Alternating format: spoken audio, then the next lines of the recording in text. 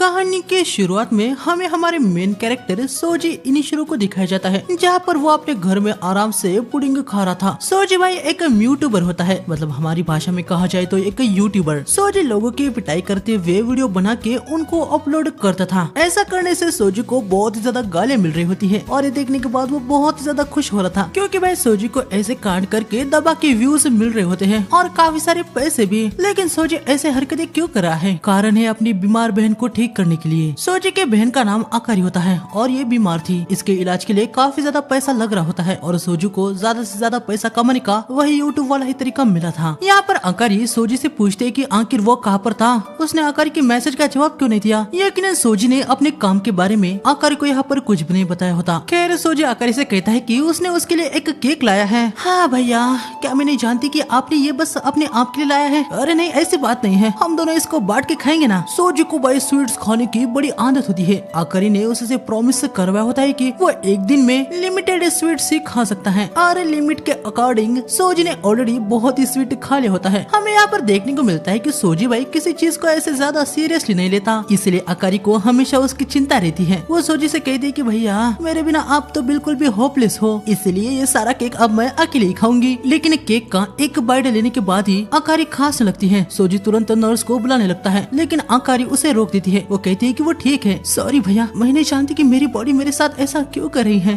अगर तुम चिंता मत करो, वो सुपर डॉक्टर आके तुम्हारी सर्जरी करने वाले हैं, फिर तुम बिल्कुल ठीक हो जाओगी। आगे हमें 1 महीने बाद दिखाया जाता है, जहाँ पर हमें देखने को मिलता है कि सोजी 1 महीने पहले ही अपने यूट्यूबर से रिटायर हो गया होता है। तभी यहाँ पर हमें एक बंदे को दिखाया जाता है जो कि एक हैमर को लेके कहीं पे जा रहा होता है। इसके बाद हमें सोजी को दिखाया जाता है, जहाँ पर वो फिर से मस्त से पुडिंग खा रहा होता है। तभी सोजी की मोबाइल में आकारी का मैसेज आता है, जो कि उसे पूछ रही होती है कि भैया आप क्या कर रहे हैं। सोजी उसे बताता है कि वो पुडिंग खा रहा है, जो देख के यकीनन आकारी उसे कहते हैं कि सोजी फिर से शुरू हो गया। हाँ, वो पूछते हैं कि अभी तक वो कितनी पुडिंग खा गया। सोजी बताता है कि भाई 5। ये देखने के बाद आकारी सोजी को प्रॉमिस के बारे में याद दिलाती है। खैर सोजी आकारी से पूछता है कि अब वो कैसी है। आकारी बताती है कि अभी वो मस्त है, वो जल्दी वापस आ जाएगी। सोजी भाई बहुत ही ज्यादा खुश था कि उसकी सिस्टर अब ठीक है। आगे रात में हमें दिखाया जाता है, जब सोजी सो रहा होता है तभी सोजी की ऐसे ही आंख खुल जाती है और वो देखता है कि भाई ये बंदा उस पे अटैक कर रहा है। सोजी तुरंत साइड में हो जाता है, अबे तुम कौन हो? लेकिन बंदा कुछ बताता नहीं। वो फिर से सोजी पर अटैक करने लगता है, जिसे सोजी डॉज कर लेता है। तभी सोजी का मोबाइल उसके हाथ से छूट जाता है और यहाँ पर हम देखते हैं कि ये बंदा सोजी को नहीं बल्कि उसके मोबाइल पे अटैक कर रहा है। सोजी अपने मोबाइल को उठा के घर से बाहर आ जाता है। अबे यार, वो बंदा मेरे मोबाइल के पीछे क्यों पड़ा है? जल्दी से पुलिस को फोन लगाता हूँ। लेकिन बंदा आके अटैक कर देता है, पर हम देखते कि सोजी अपने पैर से उसे ब्लॉक कर देता है। ओए आखिर तेरी प्रॉब्लम क्या है? हाँ, अभी जो मैं करने जा रहा हूँ ये सेल्फ डिफेंस के लिए है। सोजी बंदे पे अटैक कर देता है, लेकिन बंदा सोजी के सारे अटैक को ब्लॉक कर रहा होता है और सोजी पे ही अटैक कर देता है। सोजी पीछे होके अटैक को डॉज कर दिया होता है। सोजी इनिशिरो, तुम फ्लेम बेटर यूट्यूबर हो ना? तुम्हारे चैनल का नाम और रिंगो है। मैंने तुम्हारी वीडियोस देखी है और वो सब के सब बेकार हैं, एकदम कचरा।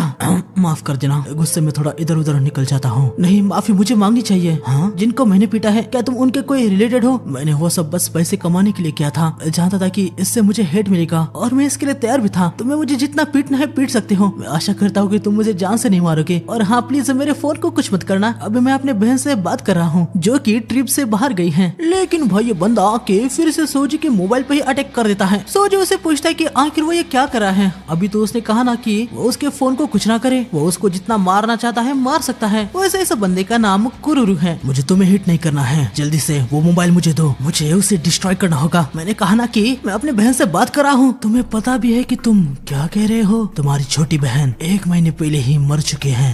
ये तुम क्या कह रहे हो? नहीं, वो मरी नहीं है। अगर वो डेड होती तो अभी मैं किसको मैसेज कर रहा हूँ? हाँ, वो मेरी बहन आकारी है, और कौन हो सकती है? हमें 1 महीने पहले का सीन दिखाया जाता है, जहाँ पर हम देखते हैं कि आकारी सोजी के सामने ही मर चुकी होती है। लेकिन सोजी इस बात को एक्सेप्ट नहीं कर पा रहा होता। सोजी आकारी के फ्यूनरल में भी नहीं गया। हम देखते हैं कि वो हर दिन आकारी को मैसेज करने लगा। काफी दिन बीतते हैं, लेकिन वो आकारी को मैसेज करता रहता है। वो मैसेज में लिख रहा होता है कि आकारी वापस आ जाओ, मैं तुम्हारे बिना नहीं रह सकता, मुझे छोड़ के मत जाओ। और एक दिन सोजी देखता है कि आकारी ने मैसेज रीड कर लिया है और वो उसे रिप्लाई भी देती है कि भैया आप क्या कर रहे हैं, आप ज्यादा स्वीट ना खाएं। आकारी सोजी से कैसे बात करती है ये सोजी को पता है और सामने उसी तरह से रिप्लाई आ रहे होते हैं, इसलिए सोजी को पूरा यकीन हो जाता है कि सामने उसकी बहन आकारी ही मैसेज कर रही है। तब यहाँ पर प्रेजेंट में सोजी का मोबाइल ग्लिच होने लगता है। उसके स्क्रीन से आकारी आ जाती है। उसे कहती है कि भैया मैं आपको फिर से देख पा रही हूँ। आकारी को देख के सोजी बहुत ही ज्यादा खुश हो जाता है, लेकिन तभी कुकुर आके सोजी के मोबाइल को हिट मार देता है और मोबाइल पीछे गिर जाता है। कुकुर तुरंत आके मोबाइल पे और एक स्ट्राइक मारता है, लेकिन उसका अटैक मोबाइल को हिट ही नहीं होता। मोबाइल ग्लिच होने लगता है। मोबाइल के अंदर से आकारी बाहर आती है। अपनी बहन को ऐसे सामने देखने के बाद सोजी को रोना ही आ जाता है। भैया आपका शुक्रिया, अब तक आपने मुझे ऐसे सेफ रखा। आकारी मैं तुम्हें फिर से देख पा रहा हूँ। इस मुकाम तक पहुँचाने के लिए आपका शुक्रिया भैया। और नहीं, तभी हम देखते कि आकारी के आंखों से खून आने लगता है। आकारी ग्लिच हो रही होती है। आखिर ये क्या हो रहा है? पीछे रहो। हम देखते कि आकारी यहाँ पर एक मॉन्स्टर बन गई होती है। उसके साथ ये क्या हुआ है? तुमने पूछा था कि तुम किससे मैसेज कर रहे थे। हाँ, वो एक घोस्ट है। हाँ क्या एक घोस्ट? कुकुरु सोजी को बताता है कि bathroom, walls, music rooms, pitches, hospital, mirrors, dead वहाँ पर मैनिफेस्ट होते हैं, जहाँ पर वो स्ट्रांगली जुड़े हुए होते हैं और आजकल उनके लिए सबसे ज्यादा करीबी चीज उनके मोबाइल फोन बन चुके हैं। एक डेड का सोशल अकाउंट डेड अकाउंट हो जाता है और वो उनमें घोस्ट बन के ट्रांसफॉर्म हो जाते हैं। उसको एक घोस्ट अकाउंट कहा जाता है। सोजी को भाई इन सब बातों में यकीन ही नहीं हो रहा होता। इससे पूरा मैनिफेस्ट होने से पहले मैंने सोचा था कि मैं तुम्हारे मोबाइल को डिस्ट्रॉय कर दूंगा, लेकिन तुम बार बार बीच में आए और मुझे रोकते रहे। बेवकूफ कहीं के। माफ करना, गुस्से में थोड़ा इधर उधर निकल जाता हूँ। सोजी यहाँ पर रियलाइज कर लेता है कि उसकी बहन आकारी सच में मर चुकी है। कुकुरो सोजी को बताता है कि जब ये घोस्ट इस लेवल पर पहुँच जाते हैं तो फिजिकल अटैक उन पे काम नहीं करते। कुकुरो अपने मोबाइल को निकालता है। ये देख के भाई सोजी हैरानी हो जाता है। कुकुरो उसे बताता है कि वो डिजिटलाइज घोस्ट का सामना कर रहे हैं। स्टैंडर्ड प्रेयर्स, बीट्स और क्रॉसेस, इनका उन पे कोई भी असर नहीं होता। लिविंग जो उनको खत्म करना चाहते हैं वो अपने स्पिरिचुअल पावर को डिजिटलाइज कर लेते हैं। हम देखते कि कुकुर अपने मोबाइल से एक स्पिरिचुअल वेपन को निकालता है। ये देख के सोजी बहुत ही ज्यादा हैरान हो जाता है, लेकिन कुकुर भी यहाँ पर हैरान हो जाता है कि सोजी उसके वेपन को देख पा रहा है। कुकुर समझ जाता है कि सोजी के पास भी कुछ स्पिरिचुअल पोटेंशियल है। कुकुर सोजी से कहता है कि अभी भी उसकी सिस्टर उसके मोबाइल के रूट से जुड़ी हुई है, वो उसे एग्जॉर्सिस्ट कर लेगा। कुकुर आके आकारी पे बहुत सारे अटैक करने लगता है। इससे आकारी को बहुत ही ज्यादा पेन हो रहा होता है। आगे कुकुरु चिविलिटी ब्रिगेड टेक्निक से आकारी पे अटैक कर देता है। कुकुरु एक और वेपन को निकाल के अब आकारी को खत्म करने वाला होता है, लेकिन तभी आकारी सोजी को आवाज देती है। इमोशनल होकर सोजी कुकुरु को रोक देता है। ये तुम क्या कर रहे हो? प्लीज रुक जाओ, तुम उसे हर्ट कर रहे हो। मुझे कोई फर्क नहीं पड़ता है कि वो घोस्ट है। फाइनली वो मुझे वापस मिली है। उसे डिस्ट्रॉय मत करो। जो लोग मरते हैं वो वापस कभी नहीं आते। तुम अकेले नहीं हो जो इस चीज से गुजर रहे हो। सबके साथ ये होता है, लेकिन जीने के लिए जो करना होता है वो हमें करना ही पड़ता है। आकारी यहाँ पर मोबाइल से बाहर निकल जाती है। सोजी आकारी के पास आके उसे शांत होने को कह रहा होता है। कुकुरु उसे रोकने लगता है। तभी आकारी कुकुरु पे अटैक करके उसे पीछे पटक देती है। कुकुरु का मोबाइल उससे दूर हो जाता है और वो हिल भी नहीं पा रहा होता। यहाँ पर सोजी को लग रहा होता है कि वो आकारी को शांत कर देगा, लेकिन हम देखते हैं कि आकारी सोजी को अपने मुंह में पकड़ लेती है और कहने लगती है कि सोजी उसके बिना होपलेस है। अब वो दोनों हमेशा के लिए साथ रहेंगे। तभी सोजी को कुकुरु की बात याद आती है कि घोस्ट वही सबसे ज्यादा मैनिफेस्ट होते हैं जहाँ पर वो सबसे ज्यादा जुड़े होते हैं। सोजी समझ जाता है कि वही वो कारण है जिसकी वजह से आकारी मूव ऑन नहीं हो पा रही। सोजी यहाँ पर सोच लेता है कि वो भी मर जाएगा, लेकिन तभी सोजी को फिर से कुकुरु की बात याद आती है कि हर पर्सन के पीछे किसी को खोने का दर्द होता ही है, लेकिन आगे बढ़ने के लिए,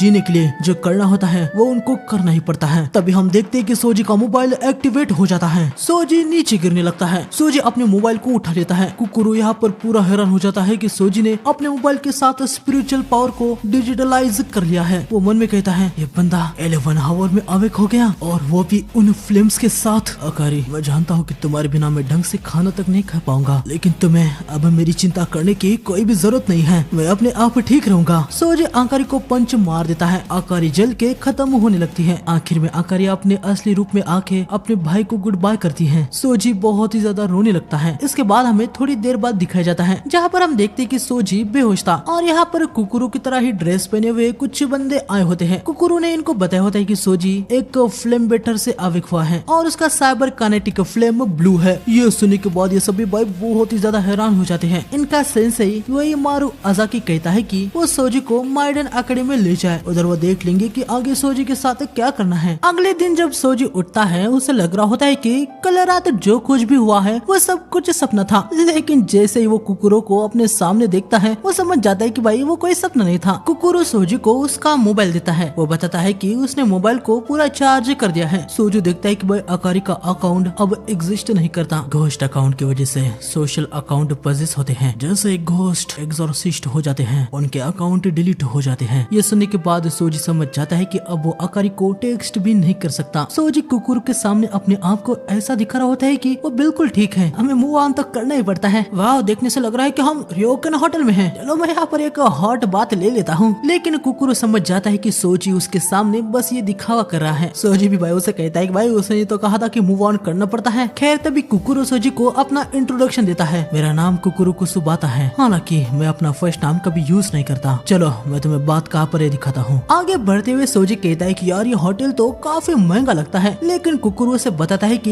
ये कोई होटल नहीं है, ये माइडन अकेडमी है, एग्जॉर्सिस्ट के लिए एक स्कूल। हाँ ये एक स्कूल है, लेकिन ये पूरा एक रियोकन होटल है। मेरा मतलब जिस रूम में हम थे वहाँ पर एक विंडो भी तो था ना। कुकुरो बताता है कि वो उसका रूम था। सारे स्टूडेंट यहाँ कैंपस में रहते हैं। इस जगह को एक हॉट स्प्रिंग होटल की तरह फैंटेसाइज कर दिया गया है ताकि एग्जॉर्सिज्म के एस्पेक्ट को ज्यादा जोर मिल पाए। हम देखते कि भाई यहाँ पर सारे स्टूडेंट की नजर सोजी पे ही होती है। काफी बंदों को ऑलरेडी पता ही था कि सोजी एक यूट्यूबर था। हमें कुछ स्टूडेंट के नाम यहाँ पर बताए जाते हैं। वैसे पहले हमें इस डॉल का नाम दिखाया जाता है। इसका नाम ह्योरी हाइजिमा है। ये सोजी की बड़ी फैन होती है। ये सोजी के सारे वीडियोस देखा करती थी। ये है रेनरी हासुमी। डॉल इसके ऊपर ही होती है। अभी के लिए हमें बताने गया है कि इनका क्या रिलेशन है। खैर इसके बाद हमें नारिहु को इमोटो को दिखाया जाता है। पता नहीं क्या सीन है, लेकिन ये बंदा हमेशा से ही थोड़ा डरा डरा सा ही रहता है। इसके बाद आखिर में हमें इस लड़की को दिखाया जाता है। इसका नाम कियोमी उरुसुगावा है और ये काफी बैडस टाइप की लड़की होती है। सोजी यहाँ पर कुकुरो से पूछता है कि भाई एग्जैक्टली वो लोग कहाँ पर है। कुकुरो बताता है कि कुसुसुमे। ये सुनने के बाद सोजी कहता है कि यार ये तो एक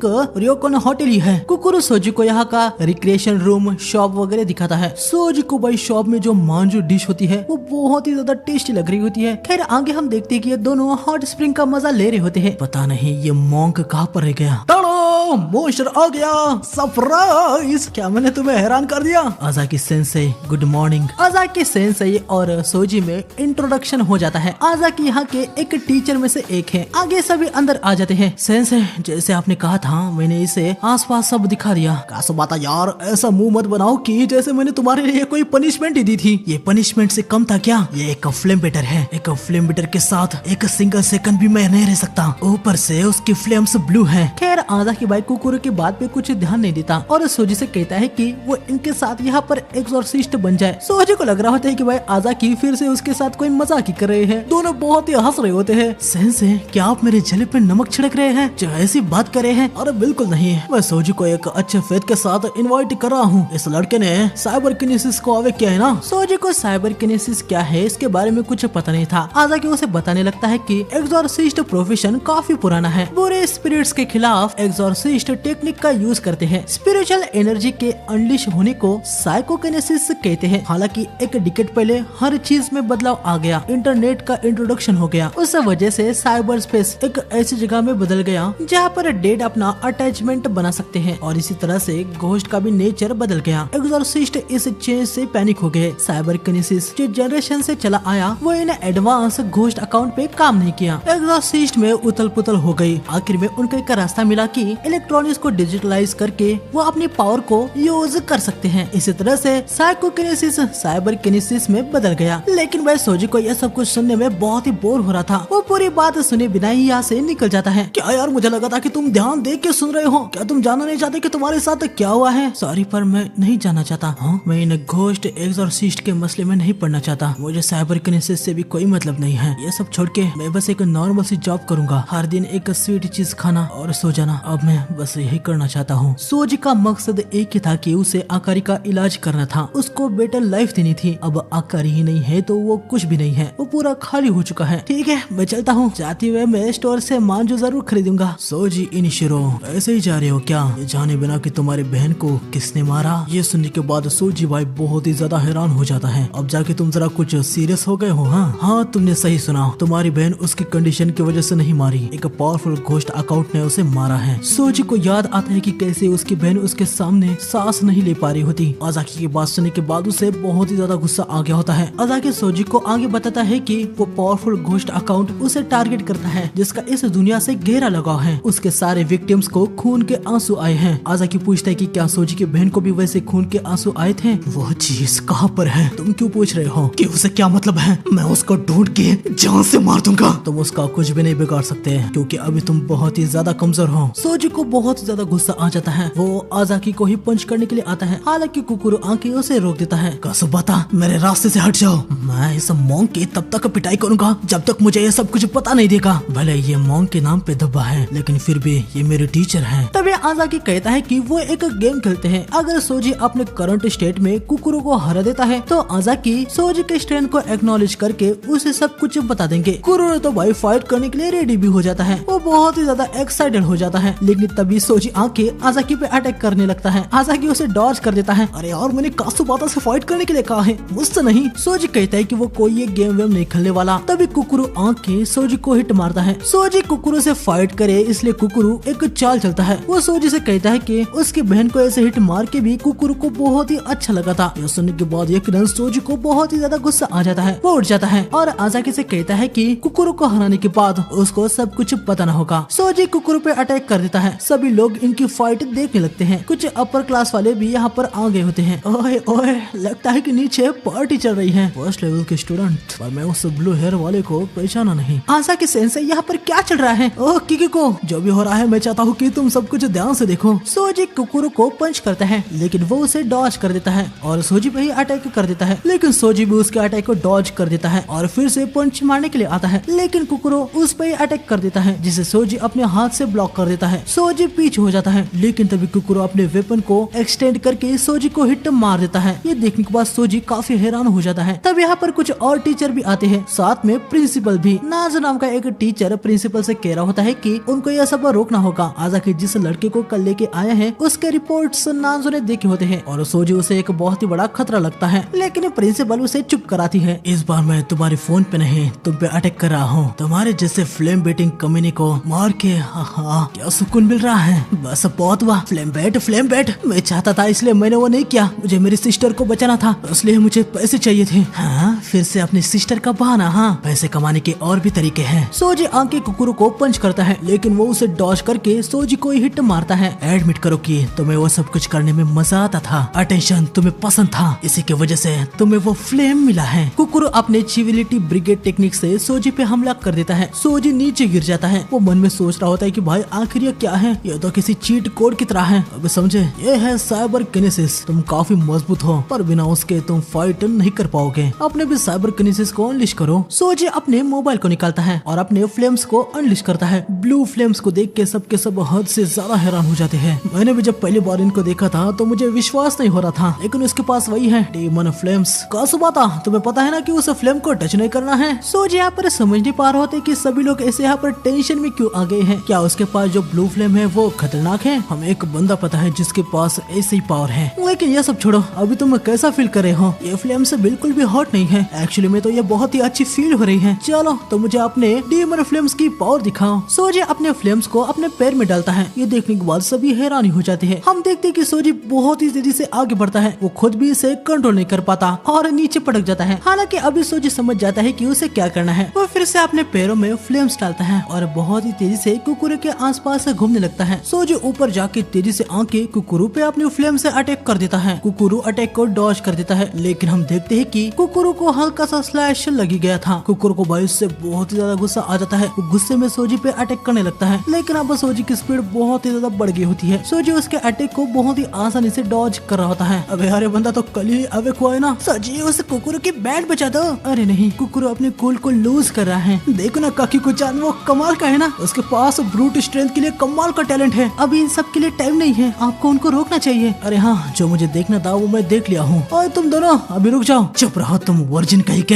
ये सुन के आजाकी को भाई भयंकर बुरा लगता है। वो कहता है कि वो एक मॉन्क है, तो उसने उन सारी चीजों के रिलेटेड वो लेके रखी है। यहाँ पर हम देखते हैं कि भाई सोजी अपने न्यू पावर से कुछ ज्यादा ही एक्साइटेड हो गया होता है। उसे लग रहा होता है कि इस पावर के साथ अब उसको कोई भी नहीं हरा पाएगा। तभी कुरुरु अपने वेपन को भाई बहुत ही बड़ा बना देता है। ये देखने के बाद सोजी हद से ज्यादा हैरान हो जाता है। कुरुरु अपने चिविलिटी पॉलिटेक्निक से अटैक कर देता है। सोजी उसे डॉज कर देता है। सोजी बहुत ही ज्यादा पैनिक हो गया था। वो मन में कहता है कि कुकुरु स्ट्रॉन्ग है और वो कमजोर। कुकुरु फिर से अटैक कर देता है, लेकिन आजाकी आके उसे रोक देता है। सोजी यहाँ पर हैरानी था कि आजाकी ने कुकुरु के इस बड़े हैमर को बस एक ही हाथ से रोक दिया। सोजी को अब समझ आता है कि भाई यहाँ पर सभी बंदे कमाल के हैं। इनिशिरो, पहले तो मुझे तुमसे माफी मांगने दो। अगर तुम्हारे सिस्टर के किलर को हम पहले ही रोक देते तो शायद से अभी वो जिंदा होती। और थोड़ी देर पहले मैंने तुम्हें जानबूझ के चिढ़ाया ताकि तुम गुस्सा हो। मैं देखना चाहता था कि तुम्हारी साइबर किनेसिस क्या है। सेंसे, मुझे भी माफ कर दीजिए। मैं ज्वाइन करना चाहता हूँ। मैं एक एक्सोर्सिस्ट या जो भी है वो बनना चाहता हूँ, मैं स्ट्रॉन्गर बनना चाहता हूँ। आज़ाकी यहाँ पर खुश हो जाती है कि फाइनली सोजी अपने फेक स्माइल को छोड़ दिया है। एकेडमी में तुम्हारा स्वागत है, ये लो हमारे यहाँ के हॉट स्प्रिंग मांजो, ये बहुत ही टेस्टी है। हम देखते कि नांजो को अभी भी ये बिल्कुल भी एक्सेप्ट नहीं था कि एक डीमन फ्लेम वाला उनके एकेडमी में ज्वाइन हो। आगे थोड़ी देर बाद आज़ाकी को दिखाया जाता है। काकी को उसे आज जितनी भी तोड़फोड़ हुई है उसका बिल देती है। ये बिल प्रिंसिपल ने भेजा होता है। ये देखने के बाद आज़ाकी की बैंड ही बज जाती है। खैर इसके बाद हमें कुछ एक्सॉर्सिस्ट को दिखाया जाता है जो कि अपने एक मिशन में आए होते हैं। इनके सामने एक डेड बॉडी होती है और तभी सामने पड़े फोन में से एक घोस्ट आता है। एक एक्सॉर्सिस्ट देखने लगता है कि ये कौन सा घोस्ट है और उसे वार्निंग आने लगती है। बंदा तुरंत सबको भागने को कहता है, लेकिन तभी हम देखते हैं कि ये घोस्ट इन सबको यहाँ पर खत्म कर देता है। इस डेड अकाउंट का नाम सैड बॉय के है और यही वो घोस्ट है जिसने सोजी की बहन को भी मार दिया था। हम देखते हैं कि आज़ाकी सोजी को यह सब कुछ वीडियो इन्फॉर्मेशन दिखा रहे होते हैं। आज़ाकी सोजी को बताता है कि जब ये जिंदा था तब की इसके बारे में कोई भी इन्फॉर्मेशन नहीं है। ये स्पिरिट मीडियम्स का सोसाइटी है, इनका सबसे पावरफुल एनिमी। उसकी पावर ओनी भी या उसे डीमन फ्लेम भी कहा जाता है। ये एक ऐसी कर्स्ड फ्लेम है जो कि बस टच से ही लाइफ फोर्स को चुरा लेती है। एक मिनट, क्या मेरे पास भी वही पावर है? और क्यों? इसके बारे में तो मुझे भी नहीं पता होता तो यकीनन मैं बता देता। अरे बाप रे, मैं कासुबाता के साथ ऐसा खतरनाक चीज का यूज कर रहा था। अच्छी बात है कि कोई मरा नहीं। सेंस इस फ्लेम से मैं खुद क्यों नहीं मरा? मुझे लगता है कि ये ऐसा है जैसे ब्लोफिश अपने ही पॉइजन से नहीं मरते। सोजी के लिए भाई ये सारी इंफॉर्मेशन एक साथ काउंट करना थोड़ा मुश्किल हो रहा था। वो सोच रहा होता है कि उसे अपने घर जाके थोड़ा इन सब के बारे में अच्छे से समझ लेना चाहिए। तभी भाई ये सब यहाँ पर आते हैं। यकीनन सोजी को कुरुरो के बारे में पता होता है, लेकिन वो पूछता है कि भाई बाकी के ये लोग कौन है। आज़ाकी बताता है कि ये क्लास 1B के मेंबर्स हैं, आज़ाकी के स्टूडेंट और सोजी के फ्यूचर क्लासमेट्स। हम अभी क्लासमेट्स हैं। तुम्हारे जैसे बंदे के साथ कोई भी काम नहीं करना चाहता जिसके फ्लेम टच होते ही वह खत्म हो जाते हैं, लेकिन हमें तुम पे नजर भी रखनी है। कुकुरु भाई थोड़ा सा सोजी से गुस्सा ही था क्योंकि सोजी ने उसे स्लैश तो मारा था। खैर दूसरे स्टूडेंट रेनरी, हासुमी और हाजिमा सोजी को अपना इंट्रोडक्शन देते हैं। सोजी भाई बोलते हुए डॉल को देख के यहाँ पर थोड़ा हैरान हो जाता है। हाईजी में वैसे भी सोजी की फैन ही होती है। साथ ही हमें पता चलता है कि हाईजी में गेम्स भी स्ट्रीम करती है। वो सोजी से कह रहे होते हैं कि वो फ्यूचर में कोलैब कर सकते हैं। खैर आगे आज़ाकी सोजी से कहता है कि सोजी को अब बस फाइनल टेस्ट करनी बाकी है। आगे हम देखते हैं कि सोजी को अपना यूनिफॉर्म मिल जाता है। सामने एक मशीन होती है। आज़ाकी सोजी से कहता है कि अब यहाँ पर सोजी की एबिलिटी से टेस्ट होने वाली है। अगर सोजी पास होता है तो उसे एक्सॉर्सिज्म मिशन फील्ड में भेजा जाएगा, जहाँ पर घोस्ट अकाउंट को एक्सॉर्सिस्ट करना पड़ता है। मिशन के दौरान सोजी के सामने के भी आ सकता है। सोजी टेस्ट के लिए पूरा तैयार हो जाता है। आज़ाकी मशीन में से 2 यूमिमी स्पिरिट्स को निकालता है और सोजी को बताता है कि उसे ऐसे 100 को हराना है। पास होने के लिए ये रिक्वायरमेंट है। वैसे ये ट्रेनिंग के लिए बनाई गई स्पिरिट्स है, लेकिन आज़ाकी बताता है कि सोजी इसे हल्के में ना ले। स्पिरिट्स अटैक करने के लिए आ रहे होते हैं। सोजी अपने फ्लेम से उनको खत्म कर देता है। सोजी मन में कहता है कि इनको तो वो आराम से हरा सकता है, कासुबाता के मुकाबले ये तो कुछ भी नहीं है। लेकिन तभी सोजी को अचानक से ही भयंकर थकान होने लगती है। हम देखते हैं कि वो बेहोश हो जाता है। हमें थोड़ी देर बाद दिखाया जाता है जहाँ पर सोजी जाग गया होता है। इनिशिरो, आज तुम्हारा एंड्योरेंस टेस्ट था। क्या तुम 100 को हरा दो इतनी देर तक टिक पाओगे? वो पक्का कर लेगा। कासुबाता के साथ लड़ने की वजह से वो ऑलरेडी थका हुआ था। आगे सोजी को देखने को मिलता है कि भाई रात हो चुकी है। आज़ाकी बताता है कि बेहोश होने के बाद सोजी 5 घंटों तक सोया ही था। सोजी को लगा था कि भाई वो अब पावरफुल बन गया है, लेकिन ऐसा कुछ नहीं है। उसको अभी बहुत कुछ सीखना है। तभी आज़ाकी बताता है कि बड़ी टेस्ट 1 वीक के बाद है। तब तक सोजी को उन 100 स्पिरिट्स को हराना सीखना होगा। अगर वो बिग टेस्ट में फेल हो जाता है तो उसके बॉडी को टॉर्चर किया जाएगा। यह सुन के सोजी के रोंगटे खड़े हो जाते हैं। आज़ाकी बताता है कि डीमन फ्लेम के ने ऑलरेडी बहुतों को मारा है। सोजी के पास भी वही फ्लेम्स है, तो अकेडमी में सोजी के रिलेटेड काफी बातें हो रही हैं। मेनली कुछ ऐसे भी है जो सोजी को यहाँ पर बिल्कुल नापसंद कर रहे हैं। तुम्हारी ट्रेनिंग कल से स्टार्ट होने वाली है। अभी अच्छे से खाना वगैरह खा के रेस्ट करो। स्लिप के बाद स्पिरिचुअल पावर बहुत अच्छे से रिकवर हो जाती है, ठीक है? इसे भूलना मत। आगे सभी अपने रूम में सोने के लिए निकल जाते हैं।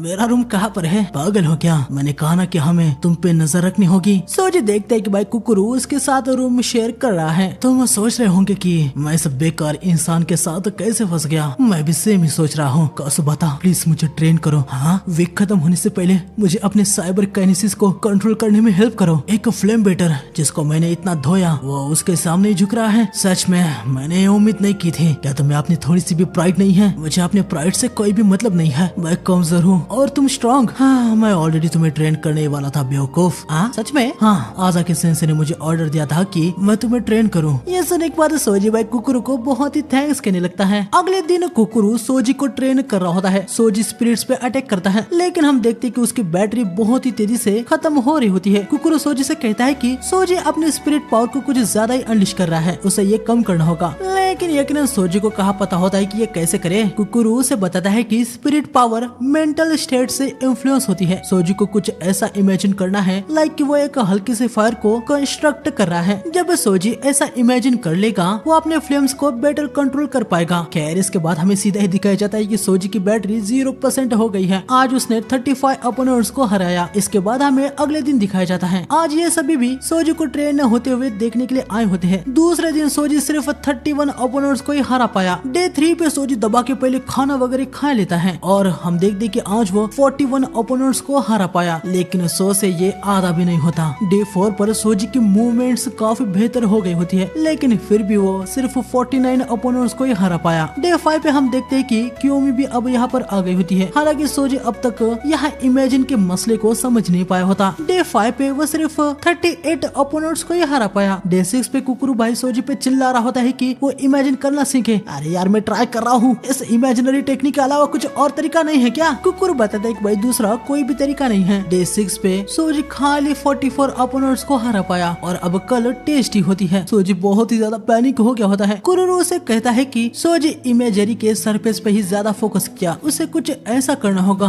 जो उसे अंदर से फील दे, जो उसके पूरे बॉडी को एक एहसास दे कि वो कुछ करना चाहता है, ताकि वो अपनी स्पिरिट पावर को एडजस्ट कर पाए। लेकिन सोजी भाई उसे कुछ समझ नहीं आ रहा होता है कि वो क्या करे। खैर सोजी अभी जरा चिल होके मांजू खाने का सोच लेता है। ओए तुम समझ भी पा रहे हो कि तुम किस हालत में हो? बिग टेस्ट कल है, फेल हो गए तो पता है ना कि तुम्हारे साथ क्या होगा। वो सच में तुम्हें खत्म कर देंगे। जो लोग तुम्हें यहाँ पर नहीं चाहते वो तुम्हें जिंदा नहीं छोड़ेंगे।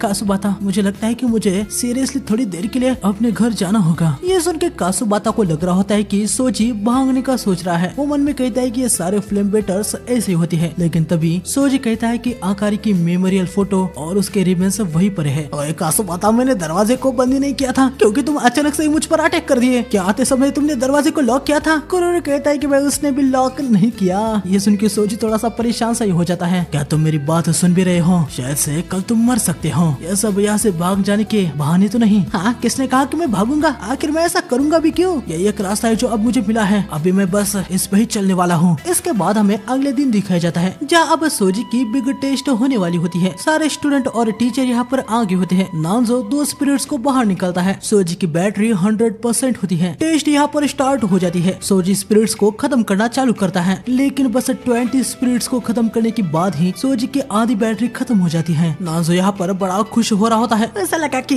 वो अवेक होने के 1 वीक के अंदर ही ओनिबी को कंट्रोल कर लेगा। हाँ वही तो, ये ऐसी बात है जैसे न्यू बॉर्न बेबी चलने की उम्मीद करता हूँ। आगे 36 स्पिरिट्स को हराने के बाद सोजी के पास सिर्फ 28% ही बैटरी रह गई होती है। तभी हम देखते कि कुकुरू जानबूझ के सोजी को चिढ़ाने लगता है कि कचरे कहीं के तुम बस बड़ी बड़ी बात ही कर सकते हो। तुम्हारे उस बात का क्या हुआ? हाँ, जब तुमने कहा था कि ये पावर मिलने के बाद तुम स्ट्रॉन्गेस्ट फील कर रहे हो। फ्लेम बेटर कमी ने कही के तू बस बड़ी बड़ी बात ही कर सकता है और कुछ नहीं। चला भी हार जा कचरे कहीं के। ये सभी कुकुरों से कह रहे होते कि भाई वो आग में घी क्यों डाल रहा है? कोई भी तुम्हें यहाँ पर नहीं चाहता, तुम बेकार कचरा कहीं के। हम देखते कि सभी के सभी सोजी को यहाँ पर गालियाँ दे रहे होते हैं। सोजी की बैटरी 20% रह गई होती है। तभी इन सभी की गालियाँ सुनने के बाद सोजी को वो पल याद आता है जब उसने पहली बार फ्लेम बेटिंग स्टार्ट की थी, मतलब वही बंदों को जाके पीटना। सोजी को तो बहुत ही गालियाँ मिली थी, उसे सबका हेट मिल रहा था। लेकिन जब पहली बार उसने आकारी का ब्लड देखा तो दुनिया से जो वो उसे हेट मिल रहा था, सोजी को उससे कोई भी फर्क नहीं पड़ने लगा। आकारी को बचाने के लिए उसे पैसे चाहिए थे। अचानक से सोजी को सारी गालियाँ ऐसी लग रही होती कि जैसे वो उसे पैसे कमाने में हेल्प कर रही है। उस मोमेंट में सोजी समझ गया होता है कि उसे अपने दिल में लगी हुई आग को कैसे शांत करना है। सोजी सेम मेथड का यही भी यूज करता है, क्योंकि अभी भी यहाँ पर उसको बहुत सारी गालियाँ पड़ रही होती है। और हम देखते हैं कि सोजी की फिल्म यहाँ पर कम हो जाती है। ये देखने के बाद यकीनन ये दोनों बहुत ही हैरान हो गए होते हैं। आखिरकार तुम्हें अपनी यूनिक इमेजिनरी मिल ही गई। आगे हम देखते हैं कि सोजी यहाँ पर 100 स्पिरिट्स को हरा देता है। उसके क्लासमेट्स बहुत ही ज्यादा खुश हो जाते हैं। यहाँ आजा के सेंसेई ऑलरेडी समझ गए होते हैं कि कुकुरू ने जानबूझ के वैसे आग लगाई थी ताकि सारा क्राउड सोजी के अगेंस्ट चेंज हो जाए। मैं इसे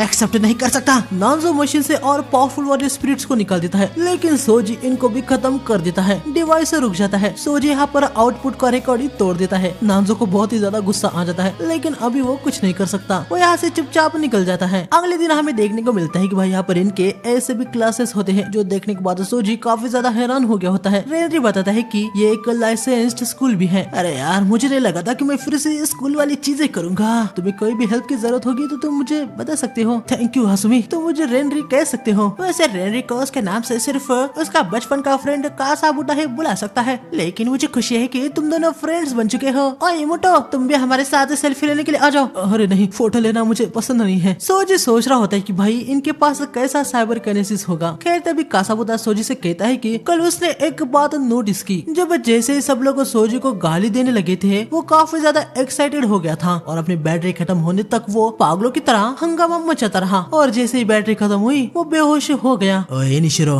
एक्सेप्ट करो कि तुम एक प्रकार के आम गुंडे ही हो। अरे नहीं यार, ऐसा नहीं है। यकीनन ऐसा ही है। सारे ऑफेंसिव साइबर किनेसिस वाले ऐसे ही होते हैं। कस बता, तुम भी कुछ अलग नहीं हो। हाँ क्या यार, मेरे ही क्लास में एक और अटैक टाइप वाला आ गया। कियोमी ने जो कहा होता है वो कुकुरु को एक्सेप्ट नहीं था। वो कह रहा होता है कि कियोमी उसे सोजी के साथ कैसे जोड़ सकती है। इन दोनों का भाई अपना ही अलग मसला स्टार्ट हो जाता है। खैर तभी यहाँ पर अजाकी सेंसेई आते हैं। बच्चों, इंटेलिजेंस डिवीजन से तुम्हारे लिए एक मिशन आया है। सिटी में एक घोस्ट अकाउंट स्पॉट हुआ है। इनिशिरो, ये तुम्हारा पहला मिशन है।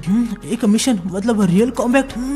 मैं तुम्हारे साथ किसको पेयर करूं? क्या मैं अकेला नहीं रह सकता? बिल्कुल भी नहीं। ये बैटल खतरनाक घोस्ट और ह्यूमन के बीच में है। तुम वन ऑन वन उनसे नहीं भिड़ सकते। ये बात याद रखना कि एग्जॉर्सिज्म एक टीम वर्क है। अजाकी ने सोच लिया होता है कि इस मिशन में कौन कौन जाएगा। इसके बाद हमें सैड बॉय की को दिखाया जाता है, जिसने एक थिएटर में बहुत सारे लोगों को खत्म कर दिया होता है। मैं बहुत ही ज्यादा दुखी हूँ। जैसे ही आकारी एट हॉस्पिटल बोर्ड हुए, उन्होंने उसको इरेज कर दिया। हाँ मास्टर, वो देख के तो मेरा भी दिल बहुत दुखा। आपने उसके दुख में 8 दिन बिताए, लेकिन कोई बात नहीं। एक दरवाजा बंद होता है तो दूसरा दरवाजा ओपन हो जाता है। यही इस दुनिया का वे है। आखिरकार मास्टर, आपने उसे ढूंढ लिया ना। गारान, तुम सही कह रहे हो। आगे हमें इस सब को दिखाया जाता है। ये सभी पिग कैमरा नाम की एक बिल्डिंग के पास आए होते हैं। अजाकी इनको बताता है कि यही वो जगह है जहाँ पर इनको घोस्ट अकाउंट को एग्जॉर्सिस्ट करना है। सोचे तो भाई यहाँ पर अजाकी को पहचान नहीं पाता। अजाकी सेंसेई कहते हैं कि शहर में मॉन्क के कपड़े में वो अलग ही लगेगा, इसलिए उसने ये डिस्गाइज पहना है। खैर अजाकी इनको मिशन के लिए बिल्डिंग में जाने के लिए कहता है। तभी कुछ लड़के यहाँ पर आके अजाकी से कहने लगती है कि वो कितना अट्रैक्टिव है। लड़कियां तो भाई अजाकी को अपने साथ डिनर करने के लिए भी बुला रही होती है। यकीनन एक मॉन्क होने की वजह से अजाकी उनके साथ नहीं जा सकता। वो इनको समझाने की कोशिश कर रहा होता है कि उसने इस दुनिया से नाता तोड़ दिया है, लेकिन भाई ऐसा कहते हुए अजाकी इन लड़कियों के संतरों को देख रहा होता है। लड़कियां भी बात नोटिस कर लेती है। हम देखते हैं कि वो अजाकी को अपने साथ ले जाती है। खैर काकी को इनको बताती है कि कुछ घंटों पहले इनको पिग कैमरा बिल्डिंग में से स्पिरिट के सिग्नल मिले हैं। एक कस्टमर बहुत ही बुरा इंजर्ड हुआ है। इनको लगता है कि वो घोस्ट अकाउंट नेक्सस होगा। यकीनन सोजी को पता नहीं होता है कि अब ये नेक्सस क्या है। कुकुरु से बताता है कि घोस्ट अकाउंट डिजिटल बीइंग्स होते हैं। इलेक्ट्रॉनिक्स आइटम के अंदर उनको time to time charge up होने की जरूरत होती है, वरना वो मर जाते हैं। इलेक्ट्रॉनिक स्टोर में सबसे ज्यादा पैरानॉर्मल एक्टिविटीज होती है। यहाँ पर कियोमी बहुत ही ज्यादा गुस्सा होती है कि उसे इस मिशन में लाया गया है, क्योंकि कियोमी का फेवरेट स्ट्रीमर की स्ट्रीम बस 2 घंटे में स्टार्ट होने वाली है और वो उसे बिल्कुल भी मिस नहीं करना चाहती। अगर मैं उसे सुपर चैट नहीं करूंगी तो वो मुझे भूल जाएगा।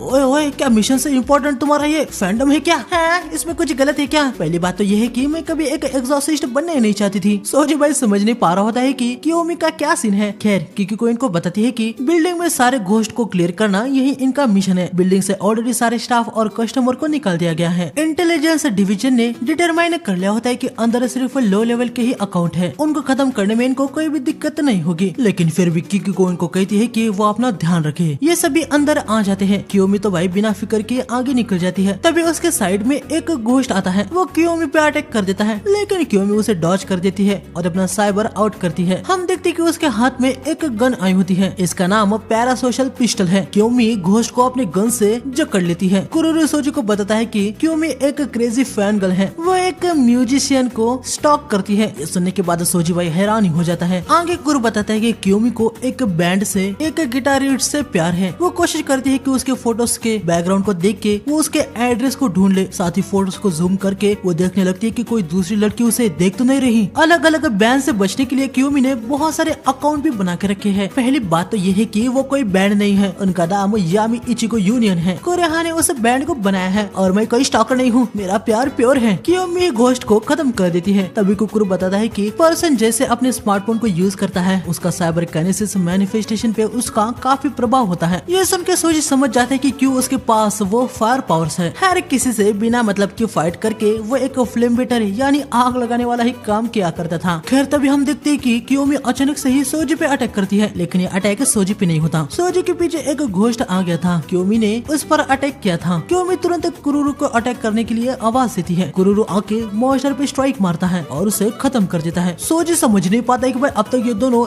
एक दूसरे से ऐसा लड़ रहे थे, लेकिन अब ऐसे परफेक्टली कोऑर्डिनेशन में आ गए हैं। यहाँ पर और घोस्ट आ जाते हैं, ये दोनों मिलके उनको खत्म करने लगते हैं। सोजी अब समझ जाता है कि भले कियोमी और कुरुरु नॉर्मली कैसे भी हो, लेकिन फाइट करते समय वो ऐसे लड़ते हैं क्योंकि वो बहुत समय से ऐसा कर रहे हैं। तभी इन दोनों के बीच में एक स्पिरिट आती है। सोजी आके उस पे अटैक करके उसे खत्म कर देता है। सोजी को लग रहा होता है कि उसने अब इन दोनों की बहुत हेल्प कर दी, लेकिन ये दोनों उस पे चिल्लाते हैं कि अगर उसका ओनी भी फ्लेम इनको टच हो जाता तो ये लोग मर जाते। इसके बाद हमें इस बिल्डिंग के लास्ट फ्लोर पर दो बंदों को दिखाया जाता है जो कि बिल्डिंग में मौका मिला है तो चोरी कर रहे होते हैं, लेकिन तभी यहाँ पर एक पावरफुल स्पिरिट एक बंदे को उठा लेती है। यहाँ पर ये लोग और भी स्पिरिट्स को खत्म करते हैं और आगे लास्ट फ्लोर में आ जाते हैं। यहाँ सोजी के सामने भाई वही बंदे आ जाते हैं जो कि मर चुके थे। इनको देख के सोजी बहुत ही ज्यादा डर जाता है। यहाँ पर हम देखते हैं कि कियोमी घोस्ट को जकड़ लेती है और कुकुरु आगे उस पर स्ट्राइक मार देता है, लेकिन इससे इस घोस्ट अकाउंट को कुछ भी नहीं होता। इस घोस्ट अकाउंट का नाम किरिका होता है। तभी कुरुरु देखता है कि जो अटैक उसने किया था वो हील हो जाता है। अरे नहीं, उसके पास कर्स है। हाँ, लेकिन हमें तो कहा गया था कि यहाँ पर सिर्फ लो लेवल की घोस्ट है और इसका वाह पीछे हो जाऊं। अरे कोई बात नहीं, मैं बिल्कुल भी नहीं डरी। जब तक मेरा ये स्टिकी स्टफ उसे पकड़ के रखा है वो कुछ भी नहीं कर सकती।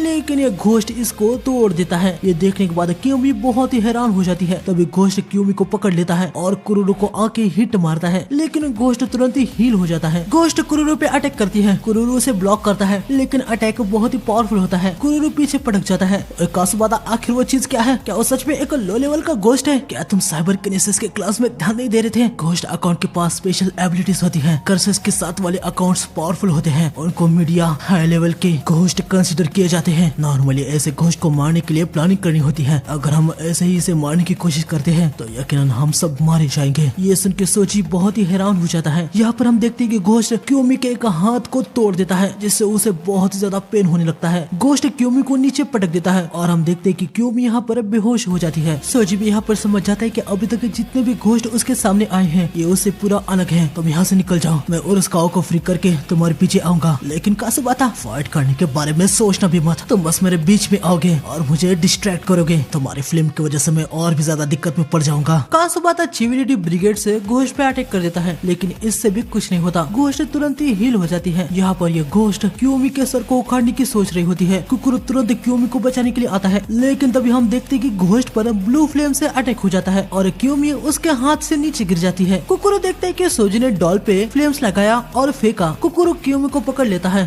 तुमने सुना नहीं था क्या? एक्सॉर्सिज्म एक टीम वर्क है। मुझे कोई फर्क नहीं पड़ता कि मैं तुम्हें दिक्कत करता हूँ। बेवकूफ कहीं के, अब मैं भी वन बी का मेंबर हूँ। घोस्ट को सोजी पे बहुत ही ज्यादा गुस्सा आ गया होता है। वो उस पे कुछ फेंक के अटैक कर देती है। इनको मौका मिल गया होता है, ये सब भी भागने लगते हैं, लेकिन घोस्ट ने जो फेंका था उससे सेटर बंद हो जाता है। ये तीनों साइड में चले जाते हैं। यकीकी को भी इन्फॉर्मेशन मिल गई होती है कि अंदर एक मिड लेवल का घोस्ट है। वो तुरंत मदद भेजने को कहती है, क्योंकि आजाकी सेंसेई कहाँ पर गए हैं इसके बारे में उसे कुछ पता नहीं है। अंदर ये घोस्ट से छुपे होते हैं। मैंने हेल्प की ना, इस बार तो ये काम आ गया। लेकिन क्या होगा अगर तुम अपना कंट्रोल खो दो और मुझे या और इस गाँव को हिट कर लो? हाँ, ये क्या हुआ कासुबाता? कासुबाता सोजी की फ्लेम्स को अपने आप से टच करवाता है। ओए, ये डीमन फ्लेम तुम्हें टच हो रही है?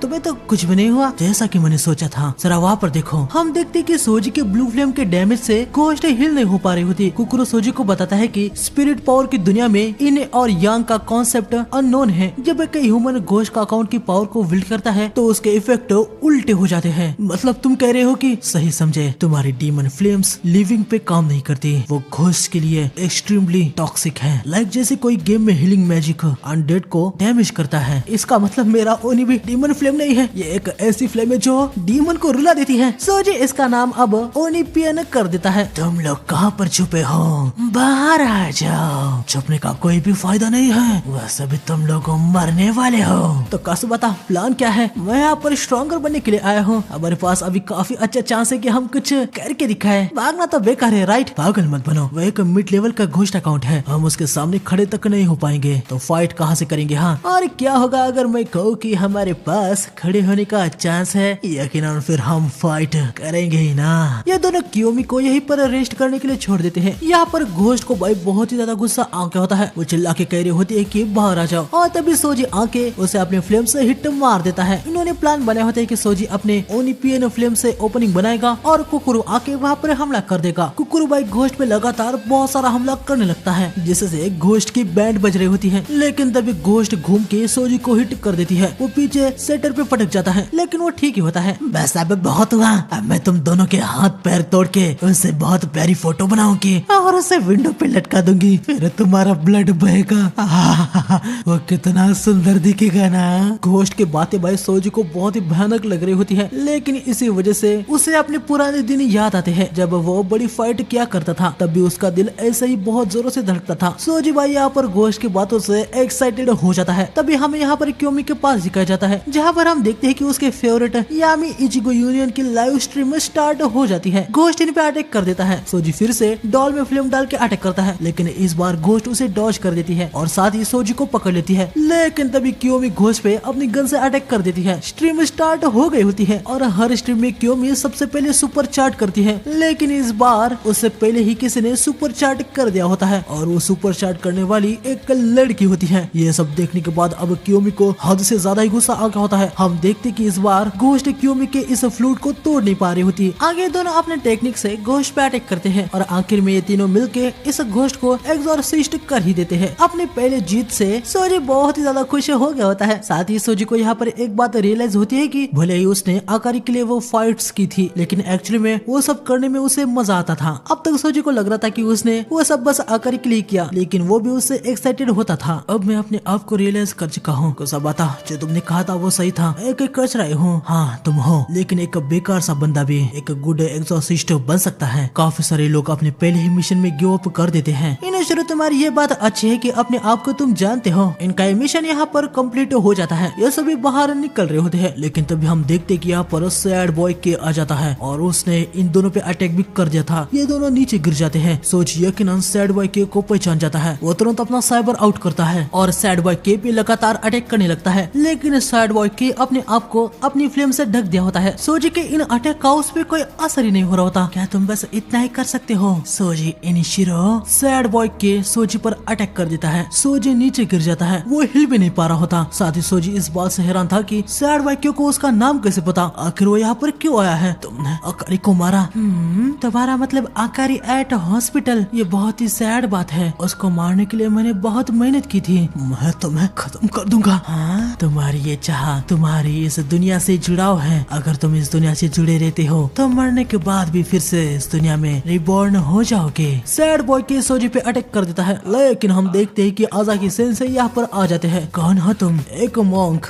ठीक से कहा जाए तो मैं इसका टीचर हूँ। ओह टीचर, सोजी इनिशिरो के टीचर। हम देखते हैं कि भाई पता नहीं कब, लेकिन आजाकी सेंसेई इन सभी को साइड में ले जाते हैं। सैड बॉय के भी आजाकी की स्पीड देख के बहुत ही हैरान हो जाता है। सोजी को इन दोनों की बहुत ही ज्यादा चिंता हो रही थी। आजाकी उसे कहता है कि चिंता करने की कोई भी जरूरत नहीं है, वो दोनों मरे नहीं है। जैसे सोजी को मियाज़मा का डोज मिला है वैसे ही इन दोनों के साथ हुआ है। सोजी इनको बार बार आवाज देता है और हम देखते हैं कि भाई ये दोनों ठीक होते हैं। सैड बॉय इन पे अटैक कर देता है, लेकिन हम देखते हैं कि आजाकी ने साइड में एक एम्पसीडो बैरियर बना दिया होता है। सोजी को पता नहीं होता है कि ये क्या है। कुकुरु से बताता है कि ये एक इलेक्ट्रोमैग्नेटिक पल्स इमिटर है, जिसे लेबोरेटरी डिवीजन ने बनाया है। ये इलेक्ट्रॉनिक एंटिटीज को 3 मिनट के लिए ब्लॉक कर देता है। हालांकि अगर बाहर से कोई भी फिजिकल ऑब्जेक्ट इसके अंदर आता है तो ये बैरियर टूट जाता है। सोजी भाई कुकुरु की कुछ बात समझ नहीं पाता। आजाकी सिंपली में सोजी को बताते हैं कि सोजी इसे एक मिनी बैरियर समझे जो घोस्ट अकाउंट और उसके पावर को बाहर रखता है। इनिशिरो तुमने काफी बढ़िया काम किया, लेकिन सेंसे मैं तो फेल हो गया। आजाकी सेंसे कहते हैं कि सोजी ने हार नहीं मानी, उसने अपने सर को ऊंचा रखा, वो हारा नहीं। ये सुन के सोजी को बहुत ही अच्छा लगता है। आगे आजाकी अपने फैन से एक मछली को बनाते हैं और गैलेंट ट्रैप टेक्निक से सैड बॉय के ऊपर अटैक कर देते हैं। अटैक सैड बॉय के को हिट हो जाता है और हम देखते हैं कि वो पीछे पटक जाता है। हालांकि इससे सैड बॉय को ऐसे बहुत डैमेज नहीं हुआ होता। तो तुम उनके सेंसे हो? हाँ, मतलब अगर मैं तुम्हें खत्म कर देता हूँ तो सोजी का इस दुनिया में और भी ज्यादा स्ट्रांगली जुड़ाव बनेगा। सैड बॉय आजाकी पे अटैक कर देता है, लेकिन आजाकी आजाकी बहुत ही आसानी से उसके अटैक को डॉज कर रहे होते हैं। ये देखने के बाद सोजी पूरा हैरान हो जाता है। वो मन में कहता है कि आजाकी सेंसेई एक अलग लेवल पर है। आजाकी सेंसेई फिर से गायलेंट ट्रैप से सैड बॉय पे अटैक करते हैं। सोजी कुकुरो से पूछता है कि आजाकी सेंसेई किस प्रकार का साइबर काइनेसिस यूज करते हैं। कुकुरो बताता है कि आजाकी सेंसेई जो यूज कर रहे हैं वो टेक्निक साइबर काइनेसिस नहीं है। आजाकी सेंसेई कोई भी साइबर काइनेसिस यूज नहीं करते, वो बस अपनी स्पिरिट पावर को एक डिजिटल कन्वर्टर के थ्रू फ्लो कर रहे हैं। आजाकी सेंसेई के पास जो फैन है उसके थ्रू वो ऐसा कर पा रहे हैं। वो फैन एक स्पेशल मैकेनिज्म के साथ बना हुआ है। ज्यादातर ओल्ड एग्जॉर्सिस्ट जो साइकोकाइनेसिस में परफेक्ट होते हैं वो यही तरीका यूज करते हैं। एनालॉग इरा के लोग डिजिटल घोस्ट अकाउंट से स्ट्रगल कर रहे हैं, इसलिए दो माइडन एकेडमी है। सोजी और ये सभी एक न्यू जनरेशन वाले एग्जॉर्सिस्ट हैं। यहाँ पर आजाकी और सैड बॉय का अटैक भिड़ जाता है और हम देखते हैं कि आजाकी सेंसेई की आंखों से ब्लड आने लगता है। ये देखने के बाद सोजी बहुत ही पैनिक हो जाता है। कुकुरो से कहता है कि एनालॉग एग्जॉर्सिस्ट अपने स्पिरिट पावर को डिजिटलाइज करते हैं तो उनकी स्पिरिट पावर 10% से भी कम डिजिटल स्पिरिट में कन्वर्ट होती है। ये सुनकर तो सोजी बॉय और भी ज्यादा पैनिक हो जाता है, लेकिन कुकुरो से बताता है कि चिंता करने की कोई भी जरूरत नहीं है। आजाकी सेंसेई की ओरिजिनल एबिलिटी बहुत ही ज्यादा ब्रोकन है और इसे कमजोर हालत में भी वो ब्रोकन ही है। यहाँ पर सैड बॉय के का अटैक आजाकी के अटैक को डिस्ट्रॉय करके उसकी तरफ आने लगता है, लेकिन आजाकी उसके अटैक को ब्लॉक कर देते हैं। आजाकी सेंसेई सैड बॉय के अराउंड अपने फिशेस को घुमाने लगते हैं। सैड बॉय के अपने आप को फ्लेम से ढक देता है। आजाकी सेंसेई गैलेंट क्रैब 3 कलर शिमर से अटैक कर देते हैं। यहाँ पर कुकुरो सोजी को बताता है कि आजाकी सेंसेई एक जीनियस है। बचपन में ही उन्होंने अपने टैलेंट को दिखाया। 18 साल की उम्र में उन्होंने एक गोए कबाकी को हराया जो कि एक क्लैमिटी लेवल योमा था। उसको हराने की वजह से आजाकी सेंसेई को लिविंग लेजेंड टाइटल मिल गया, लेकिन अचानक से ही वो अपने एक्टिव ड्यूटी से रिजाइन हो गए। सोसाइटी में उन्होंने लीडरशिप पोजीशन को डिक्लाइन कर दिया और आगे अपनी लाइफ को नेक्स्ट जनरेशन की ट्रेनिंग के लिए डिवोट कर दिया। आजाकी सेंसेई सैड बॉय पे तीनों फिशेस से अटैक कर देते हैं, लेकिन सैड बॉय निकल जाता है। यहाँ पर हम देखते हैं कि गैरन ने सैड बॉय के को इंटरनेट में खींच लिया होता है। सैड बॉय उसे पूछता है कि उसने ऐसा क्यों किया। गैरन उसे बताता है कि सैड बॉय वहाँ पर चार्ज आउट होने वाला था। अरे हाँ, तभी तो मुझे मूव होने में भी दिक्कत हो रही थी। कितना बेकार है कि एक घोस्ट अकाउंट रियल वर्ल्ड में ज्यादा देर तक नहीं रह सकता। लेकिन मास्टर, अब इसकी चिंता करने की हमें कोई भी जरूरत नहीं है। जैसे हमारा डेड अकाउंट लैंड कंप्लीट हो जाता है ये प्रॉब्लम सॉल्व हो जाएगी। हमें थोड़ी देर बाद दिखाया जाता है जहाँ पर कीगी को हायर अप्स को सब कुछ इन्फॉर्म कर देती है कि मिडिल लेवल का घोस्ट अकाउंट के साथ यहाँ पर सैड बॉय के भी आया था। सभी थोड़े से इंजर्ड हुए थे, लेकिन वो सभी ठीक है। आजाकी सेंसेई इनको बताते हैं कि सैड बॉय के की बैटरी खत्म थी। दूसरे शब्दों में कहा जाए तो सैड बॉय के पावर सेविंग मोड में था, यानी वो अपने फुल स्ट्रेंथ के साथ नहीं लड़ा। ये सुन के सोजी बॉय हद से ज्यादा हैरान हो जाता है। कुकुरो कह रहा होता है कि उन लोगों ने उसे एग्जॉर्सिस्ट करने का मौका गवा दिया, लेकिन आजाकी सबको गले लगाते हुए कहता है कि सबसे इम्पोर्टेंट ये है कि उसके स्टूडेंट को कुछ नहीं हुआ। सोजी यहाँ पर रियलाइज कर लेता है कि अभी वो कितना कमजोर है। सोजी आजाकी सेंसेई को कहता है कि उसका अब एक और गोल है, उसे आजाकी सेंसेई की तरह बनना है। अरे यार, मेरी तरह मत बनो, मैं एक ओल्ड मैन हूँ। लेकिन बॉय सोजी बहुत ही सीरियस था। इसके बाद हमें माइडन एकेडमी स्टाफ फुटबात कॉन्फ्रेंस में दिखाया जाता है, जहाँ पर प्रिंसिपल और टीचर्स के बीच में मीटिंग चल रही होती है। मीटिंग में दूसरे टीचर्स में ये बातें चल रही होती है कि सैड बॉय के को फिर से बहुत फॉलोअर्स मिल चुके हैं। लास्ट 5 दिनों में उसे 3000 फॉलोअर्स मिले हैं। सैड बॉय ने उस सबको फॉलो बैक कर दिया है, लेकिन उनमें से 10% डेड और 1% घोस्ट अकाउंट बन चुके हैं। टीचर को कुछ समझ नहीं आ रहा था कि लोग उसे फॉलो क्यों कर रहे हैं। खैर तभी प्रिंसिपल क्यू को याबामी सबको शांत होने को कहती है और आजाकी से पूछते हैं कि स्टूडेंट के मिशन में सैड बॉय के क्यों अपीयर हुआ था। सोजी इनुशिरो की वजह से। के को पता है कि सोजी के पास उसी की तरह एबिलिटी है। इसके ऊपर से के ने कहा था कि इस दुनिया से जुड़े रहते हैं तो मरने के बाद रिबॉर्न होंगे। मुझे लगता है कि वो इनुशिरो को मार के उसे घोस्ट अकाउंट बनाना चाहता है। ये सुनने के बाद सभी हैरानी हो जाते हैं। वो समझ नहीं पा रही होती है कि उनके स्टूडेंट को अपने साइड क्यों करना चाहता है। अगर के को इनुशिरो चाहिए तो हमें ये रोकना होगा। हमें बस सोजी इनुशिरो को खत्म कर देना चाहिए, फिर उसके स्पिरिट को भी एग्जॉर्सिस्ट कर देंगे। तुम्हारा मतलब एक फुल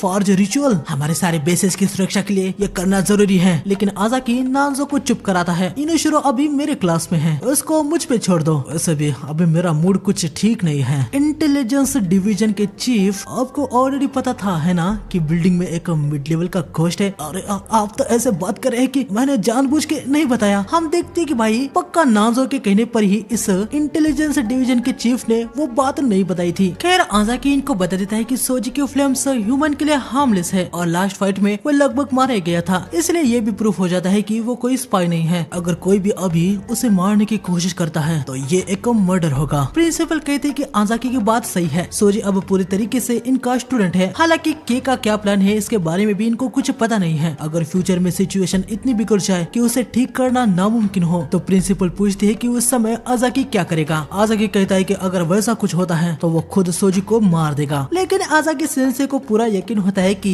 इसकी नौबत कभी आने ही नहीं वाली। इसके बाद हमें इन दोनों को दिखाया जाता है। सारे बाकी के स्टूडेंट में अब सोजी की बात चल रही होती है कि भाई अपने पहले मिशन में ही इसने एक मिड लेवल के घोस्ट को हरा दिया। दूसरे क्लास वाले भी ये बात कुछ हजम नहीं कर रहे होते। ये लोग डिसाइड कर लेते हैं कि भाई आगे वो कुछ ऐसा करके दिखाएंगे जिससे ये प्रूफ हो जाएगा कि वो सुपीरियर है। आगे दोनों नर्स ऑफिस में आ जाते हैं। सोजी बिना नॉक किए ही अंदर घुस जाता है और हम देखते कि अंदर क्योमी कपड़े बदल रही होती है। सोजी भाई हैरानी हो जाता है कि क्योमी इतनी घायल थी, उसको बहुत ही ज्यादा चोट लगी थी, लेकिन अभी उसकी स्किन ब्रांड न्यू दिख रही है। तब यहाँ पर मीना नाम की एक नर्स आती है। आपसे मिलके अच्छा लगा। इनिशिरो, ये हमारी दूसरी मुलाकात है। वैसे लास्ट टाइम पे तुम बेहोश थे। मीना सोजी को अपने बालों को ऊपर करने को कहती है और उसकी एक फोटो निकालती है। इसके बाद वो अपना टचअप साइबर आउट करती है। हम देखते कि भाई फोटो में मीना टचअप करती है और यहाँ पर सोजी की इंजरीज हील हो जाती है। वाह, ये तो कमाल का है। साइबर काइनेसिस से आप ऐसा भी कुछ कर सकते हैं। इसलिए तो लास्ट टाइम में मैं इतना इंजर्ड था, लेकिन जब मैं जागा तो बिल्कुल ठीक हो गया था। हाँ, मैंने उरुस गाँव को भी टचअप किया है।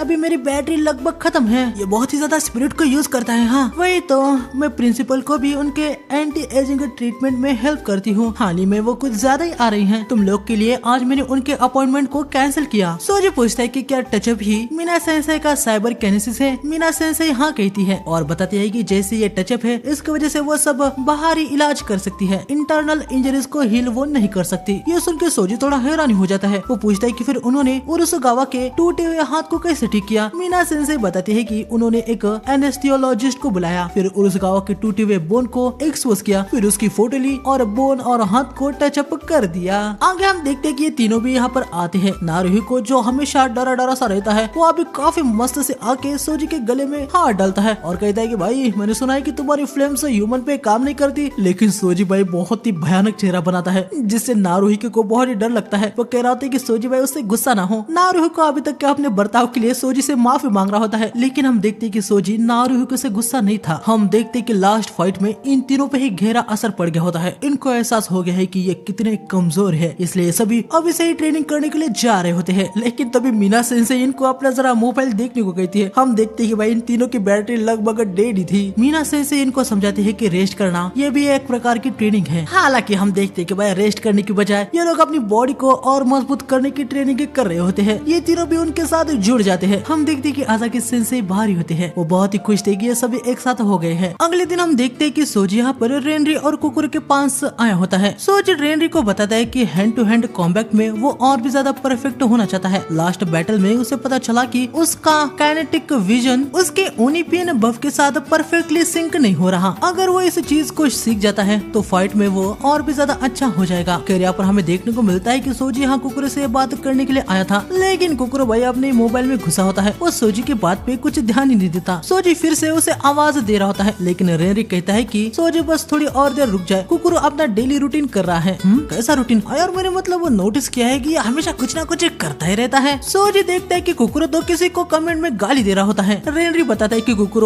ऑनलाइन इविल लोगों के खिलाफ ऐसे फाइट करता है। सोजी कहता है कि यार ये तो काफी ज्यादा क्रिंज है। हाँ इसमें क्रिंज क्या है? हाँ मैं दुनिया को बेहतर कर रहा हूँ। तभी सोजी को याद आता है कि साइबर काइनेसिस यूजर अपने स्मार्टफोन को कैसे यूज करता है उस पे डिपेंड होता है। सोजी को लगता है कि शायद से कुकुर को बुरे लोगों को स्मैकडाउन करना ये एक अपना काम ही लगता है। खैर सोजी इसके बारे में पूरा श्योर नहीं होता क्योंकि यकीनन अभी वो ऐसे कुकुर को बहुत अच्छे से नहीं जानता। आगे कुकुर का ये रूटीन कंप्लीट हो जाता है। माइंड रिफ्रेश करने के लिए वो अपनी चाय पीता है। अनिशिरो तुम भी चाय पियो, काफी अच्छी है, इससे तुम्हें रिफ्रेश लगेगा। कसुबाता क्या तुम गैंग में तो नहीं थे ना? ये सुनने के बाद कुकुर भाई बहुत ही ज्यादा हैरान हो जाता है। सोजी बताता है कि उसने कुकुर के हाथ में वो टैटू देखा था। कुकुर बताता है कि वो बस उसने ऐसे बनाया था, वो टैटू को देख के उसे क्रिमिनल ना समझे। लेकिन रेनरी बताता है कि सोजी ने सही पकड़ा है। रेनरी सोजी को उसके और कुकुर के स्कूल का फोटो दिखाता है। सोजी देखता है कि भाई कुकुर तो एक गुंडा था। तुम्हें तो पता ही है ना कि हम बचपन से दोस्त हैं। मैं तुम्हें बता दूं कि रेनरी भी गैंग में था। अरे ऐसा नहीं है, मैं बस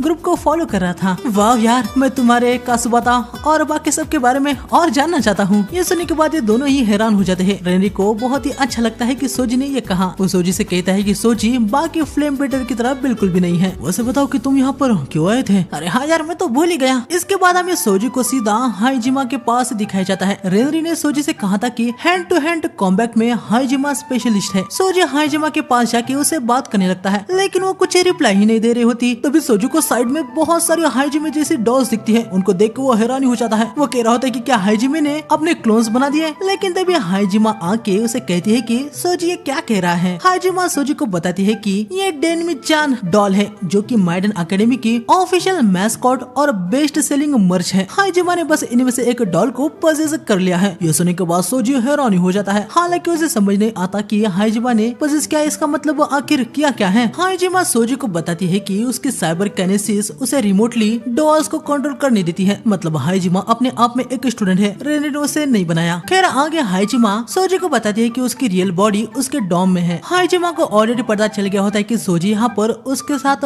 hand to hand combat training करने के लिए आया है। सोजी के साथ ट्रेनिंग करने के लिए हाइजिमा ऑलरेडी काफी एक्साइटेड थी। आगे हमें ट्रेनिंग एरिया में दिखाया जाता है। यहाँ पर हमें देखने को मिलता है कि हाइजिमा ने इमोटो से एक हेवी चीज को लाने के लिए यहाँ पर कहा होता है, जिसको यहाँ तक ला के इमो की जान निकल जाती है। खैर आगे इनकी ट्रेनिंग स्टार्ट हो जाती है। इमोटो रेफरी बन गया होता है। राउंड 1 स्टार्ट हो जाता है। सोजी हाइजिमा को बहुत ही ज्यादा हल्के में ले रहा होता है कि वो तो इतनी प्यारी डॉल है, वो उसे कैसे हिट करेगा। लेकिन हाइजिमा आके सोजी को एक पंच जड़ देती है। इसके बाद हाइजिमा सोजी पे लगातार बहुत ही तेजी से पंच कर रही होती है। इमोटो सोजी से कहता है कि भाई वो हाइजिमा को सीरियसली ले। हाइजिमा स्पोर्ट वॉर में चैंपियन है और उसका फेवरेट गेम वैसे भी फाइटिंग ही है। सोजी समझ जाता है कि उसे हाइजिमा को हल्के में नहीं लेना चाहिए। सोजी अपने साइबर काइनेसिस को एक्टिव कर देता है और कहता है कि अब वो सीरियस हो गया है। हाइजिमा भी कहती है कि अब वो सीरियस होगी। हाइजिमा अपना साइबर आउट करके हार्डकोर गेम पावर्ड डॉल का यूज करती है और हम देखते हैं कि हाइजिमा ने जो डॉल इमो से यहाँ पर लाई थी, अब हाइजिमा उसे कंट्रोल करने लगती है। हाइजिमा सोजी को बताती है कि उसकी डॉल की आईज दूसरे डॉल से मिलने से वो अपने होस्ट को चेंज कर सकती है। और अब हाइजिमा जिसमें गई होती है ये डेमी-चान बैटल वॉरियर डॉल होती है। राउंड 2 स्टार्ट हो जाता है। सोजी को लग रहा होता है कि अब हाइजिमा की बॉडी ऐसे बड़े हो गई है तो उसे हिट करना आसान होगा। लेकिन हाइजिमा आके सोजी को ही लगातार हिट करने लगती है। अरे यार वो इतनी तेजी से कैसे रिएक्ट कर रही है, मैं मूव करने से पहले ही वो उसे ब्लॉक कर रही है। हाइजिमा सोजी को बताती है कि वो एक प्रो गेमर है और एक प्रो गेमर के लिए हर एक फ्रेम लाइफ और डेथ जैसा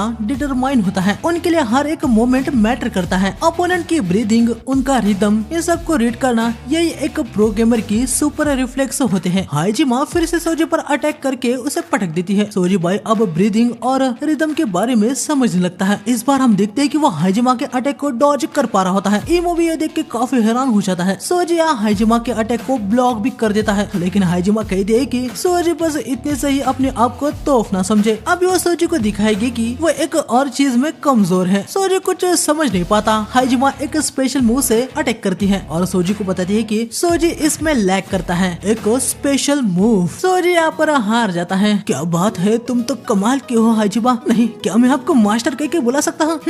वैसे कहना पड़ेगा, काफी समय के बाद किसी ने मेरे इस फॉर्म के अटैक को ब्लॉक किया। तुम और भी स्ट्रॉन्ग बनोगे। इसके बाद हमें नर्स के ऑफिस में दिखाया जाता है, जहाँ पर यकीनन मीना सेंसेई सोजी के घाव को हील कर देती है। थोड़ी देर बाद सोजी मस्त से रिफ्रेश होता है। तभी आगे बढ़ते हुए सोजी एक लड़की से टकरा जाता है, जो कि भाई बड़ी पैनिक होके सोजी को सॉरी कहती है। सोजी कह रहा होता है कि यार वो क्यों सॉरी कह रही है, गलती तो उसकी है। इनिशिरो जरा देख के नहीं चल सकते क्या? हाँ, और उस गवाह तुम यहाँ। हियोरी, कुछ लोगों को थोड़ी अकल कम होती है, तुम ठीक तो हो ना? हियोरी नाम सुन के सोजी को पता चलता है कि भाई ये तो हियोरी हाइजिमा है। सोजी उसे मास्टर कह के बुलाता है, लेकिन पता नहीं क्या सीन है, वो यहाँ से भाग जाती है और डॉल को कंट्रोल करके सोजी उससे टकराया इसके लिए उसे किक मारती है। मुझे पता ही था कि ये आप है, लेकिन आप अभी ऐसे क्यों भागी? क्योंकि सोजी को बताती है कि गेमिंग करते हुए हियोरी की एक अलग ही पर्सनालिटी होती है, लेकिन आमतौर पर सोशल एंजाइटी होने की वजह से वो हमेशा ही बंद कमरे में रहती है। अकेले रहने का मजा कुछ अलग ही है। मेरे रूम में एसी है, एनर्जी ड्रिंक्स है और ऑनलाइन शॉपिंग भी है। मेरा रूम पैराडाइज से कम नहीं है। मैं आशा करती हूँ कि हम फिर से फाइट करेंगे। ये सब देखने के बाद सोजी मन में कहता है कि शायद से वो अपने क्रू के बारे में और अच्छे से जानने लगा है। तभी सोजी को आजाकी सेंसेई का मैसेज आता है कि वो केक को एग्जॉर्सिस्ट करने के बारे में कल बातचीत करने वाले हैं, तो सभी को क्लास में आना है। हमें अगले दिन दिखाया जाता है आजाकी सेंसेई और किकी को क्लास में जा रहे होते हैं, लेकिन तभी सामने से नाज़ो आता है। कहाँ पर जा रहे हो आप? मेरे बच्चों से बिग प्लान के बारे में बात करने के लिए। आप उस डीमन फिल्म वाले को पार्टिसिपेट करने के बारे में तो नहीं सोच रहे ना? हाँ, ये मेरे ऊपर कहाँ पर है, लेकिन मुझे भरोसा है कि प्रिंसिपल ने खुद इनिशियो को एक्नॉलेज किया है। कोई ना, जब तक मेरे स्टूडेंट है क्लास 1 भी कभी भी चूज नहीं होगी। हाँ, मैं एग्री करता हूँ। हूँ, चलो बाय। नानज़ुको भाई अभी भी बहुत गुस्सा है। वो कुछ भी करके सोजू को हटाने की कोशिश करने में कोई कसर नहीं छोड़ने वाला। यहाँ क्लास में आके आसाकी सेंसेई सबको बताते हैं कि रिसेंट इवेंट को देखने के बाद प्रिंसिपल को अब यकीन हो गया है कि सैड बॉय के और भी ज्यादा स्ट्रॉन्गर बन चुका है। सैड बॉय के को एग्जॉर्सिस्ट करने के लिए पहले के 2 मिशन फेल हो गए। हाँ, फेल पर कैसे? देखने में पहले सब कुछ सही जा रहा था, लेकिन के ने अचानक से ही एक मूव किया और पार्टिसिपेट किए हुए में से बहुत सारे स्टूडेंट मारे गए। इस बार हमें उससे केयरफुल प्लानिंग और पर्सनल सिलेक्शन करके एग्जॉर्सिस्ट करना होगा। कुकुरु पूछता है कि के लोकेशन के बारे में कुछ पता चला। के को बताते हैं कि intelligence division big camera server से के पास्ट के मूवमेंट को एनालाइज कर रही है। साल के एंड तक इनको पता चल जाएगा कि के कहां पर है। सोजी समझ जाता है कि उनके पास अब स्ट्रॉन्गर बनने के लिए 2 मंथ्स ही है, लेकिन आजाकी सेंसेई इनको बताते हैं कि इनका क्लास प्लान का पार्ट नहीं है। यह सुनने के बाद सोजी हैरानी हो जाता है। हमें पता चलता है कि यहाँ पर एग्जॉर्सिस्ट करने के कुछ लेवल है, जैसे लो, मिड, हाई और एक्सट्रीम लेवल। और हाई लेवल के ऊपर के गोस्ट अकाउंट को एग्जॉर्सिस्ट करने के लिए फर्स्ट ईयर वाले पार्टिसिपेट नहीं कर सकते। यह सब सुन के सोजी को बहुत ही ज्यादा बेकार लगता है। आजाकी सेंसेई कहते हैं कि वो तो फर्स्ट ईयर वालों को मिड लेवल के गोस्ट अकाउंट भी एग्जॉर्सिस्ट करना सजेस्ट नहीं करते। यह सब सुनने के बाद सोजी का मूड और भी ज्यादा खराब हो जाता है। हालांकि तभी कुकुरु बताता है कि एक एक्सेप्शन है। अगर किसी स्टूडेंट के पास सैड बॉय के को एग्जॉर्सिस्ट करने के प्लान के लिए जरूरी साइबर काइनेसिस है या फिर वो खुद को साबित करते हैं, तो फिर वो उस एक्सट्रीम लेवल के एग्जॉर्सिज्म में जा सकते हैं। खुद को प्रूफ करना। आजाकी सेंसेई ये कैसे करते हैं? शायद से एबी बैटल यही मेन वे है। हाँ, एबी बैटल। अब ये क्या है? आजाकी सेंसेई बताते हैं कि माइडन एकेडमी में हर साल क्लास ए और क्लास बी के बीच में हर टर्म पर एक एबी बैटल कंपटीशन होता है। इस कंपटीशन में स्टूडेंट की रेटिंग उसके एग्जॉर्सिज्म से डिटरमाइन होती है। इसके बाद हमें इन सभी को ट्रेनिंग करते हुए दिखाया जाता है। यकीनन एबी बैटल के लिए ये सभी ट्रेनिंग में लग गए होते हैं। इस वाली ट्रेनिंग में इनके सामने अचानक से ही कहीं से भी योमी आने वाले होते हैं। हम देखते हैं कि यहाँ सोजी के सामने एक योमी आ जाता है और सोजी पर वो अटैक भी कर देता है। इमोटो आके अपना साइबर आउट करता है और निर्वाणा वॉल को यूज करता है। हम देखते हैं कि इनके सामने एक शील्ड बन जाती है जिससे ये दोनों बच जाते हैं। सोजी इमोटो से कह रहा होता है कि भाई उसका ये साइबर काइनेसिस तो कमाल का है, लेकिन इमोटो सोजी के बात को अच्छे से सुन ही नहीं पाता क्योंकि वो म्यूजिक सुन रहा था। तो मैं भी दूसरे की तरह मेरी डिफेंस पावर बेकार लगी है ना, मैं ऐसा ही हूँ, मैं कायर हूँ, मैं कोई फाइटर नहीं हूँ। सोजी उसे कह रहा होता है कि भाई उसने ऐसा कुछ भी नहीं कहा। हम देखते हैं कि बैरियर तो हट गया होता है। योमी फिर से अटैक कर देता है। ये दोनों अटैक को डॉज कर दिया होते हैं। सोजी कहता है कि भाई बैरियर बंद क्यों हो गया? इमोटो बताता है कि जब वो म्यूजिक पे फोकस नहीं कर पाता तो उसका बैरियर हट जाता है। सोजी कहता है कि यार तो फोकस करो। तभी रिनरी यहाँ पर आता है और इन दोनों से कहता है कि सामने के पेड़ से वो दोनों स्प्लिट हो जाए। ये दोनों स्प्लिट हो जाते हैं। इसके बाद रिनरी कुकुरु से कहता है कि वो 15 सेकंड के लिए स्कूल की तरफ भागे और उरुसगावा को पेड़ के पीछे छुपने को कहता है। हम देखते हैं कि रेनरी के प्लान से इन्होंने तीनों योमी को घेर लिया होता है। तभी रेनरी अपने world through shutter cyber out का यूज करता है। रेनरी बताता है कि वो अपने फोन से लिए हुए फोटो से विंडोज को बना सकता है। एक प्रकार से ये सीक्रेट कैमरा जैसा वर्क करता है। हाइजिमा सोजी को बताती है कि रेनरी क्लास 1 का ब्रेन है, यानी रेनरी हाई आईक्यू वाला बंदा है। अब इनको सारे ही यूमिमो की पोजीशन अच्छे से पता है, तो एक एक करके ये सभी यूमिमो को खत्म कर देते हैं। इनका ये टीम वर्क देख के आजाकी सेंसेई भी बहुत ही ज्यादा खुश हो गए होते हैं क्योंकि वो बताते हैं कि लास्ट टाइम के बैटल से अभी सभी काफी ज्यादा इम्प्रूव हो चुके हैं। तभी इमोटो कहता है कि सोजी अपने स्पिरिट पावर को कुछ ज्यादा ही फास्ट बर्न करता है। मुझे लगता है कि मुझे फ्लेम को कंटिन्यूअस ऑन रखने के बजाय इनको तभी आउट करना चाहिए जब इनकी जरूरत हो। ये अच्छा आइडिया नहीं है। साइबर काइनेसिस को जब आउट किया जाता है तभी सबसे ज्यादा स्पिरिट पावर बर्न हो जाती है। बंद करके बार बार चालू करना, इसके बजाय इसे आउट रहने देना यही सही है। आगे सभी और थोड़ी ट्रेनिंग करते हैं। थोड़ी देर बाद सोजी कहता है कि वो सोलो ट्रेनिंग करने के लिए जाएगा। आगे सोजी सोलो ट्रेनिंग करता है। वो काफी ज्यादा थक जाता है। सोजी आकारी के पिन को निकलता है और कहता है कि अब वो अपनी जी जान लगाएगा। बहुत ही ज्यादा थकान की वजह से सोजी नीचे गिरने लगता है और वो पिन भी। तभी क्लास 1A का एक स्टूडेंट सोजी और पिन को पकड़ लेता है। कौन हो तुम? मेरा नाम सुरुगी है। मैं भी तुम्हारी तरह एक स्टूडेंट हूँ और तुम्हारे बारे में मैं जानता हूँ। तुम्हारा नाम सोजी इनिशिरो है, राइट? पकड़ने के लिए शुक्रिया। वो कहना मैं बहुत ही ट्रेनिंग कर रहा था, इस वजह से थक गया। हार्ड वर्क, मैं जानता हूँ। हम दोनों एक ही सिचुएशन से हैं। क्या कहने तुम्हारे भी किसी रिलेटिव को मारा? ये तुम्हारे बहन का है, राइट? हाँ, इसे पकड़ने के लिए थैंक्स। मैंने उसको उसके बर्थडे पे ये गिफ्ट दिया था। उसे ये बहुत ही ज्यादा पसंद था। वो इसे हमेशा पहनती थी। यह सब सुन के तो सुरुगी को रोना ही आ जाता है। वो पिन को सोजू को दे रहा होता है, लेकिन लास्ट मोमेंट में अचानक से ही सुरुगी पिन को जला देता है। तुम्हारा वो भाषण इतना सही था कि मुझे रोना ही आ गया। मेरे पास भी फ्लेम बेटे साइबर काइनेसिस है, जैसे कि मैंने कहा था हम दोनों सेम प्लेस से हैं। सुरुगी पिन को सोजी को दे देता है। सोजी को भाई बहुत ही ज्यादा गुस्सा आ जाता है। क्या हुआ, गुस्सा आ गया? आखिर तुम क्या ही कर लोगे? हाँ तुमने ऐसा क्यों किया? हाँ क्या बात है, ऐसा गुस्सा देख के और भी ज्यादा मजा आ गया। मुझे कुछ समझ नहीं आ रहा है कि तुम क्या बकवास कर रहे हो, लेकिन इतना क्लियर हो गया है कि तुम फाइट करना चाहते हो।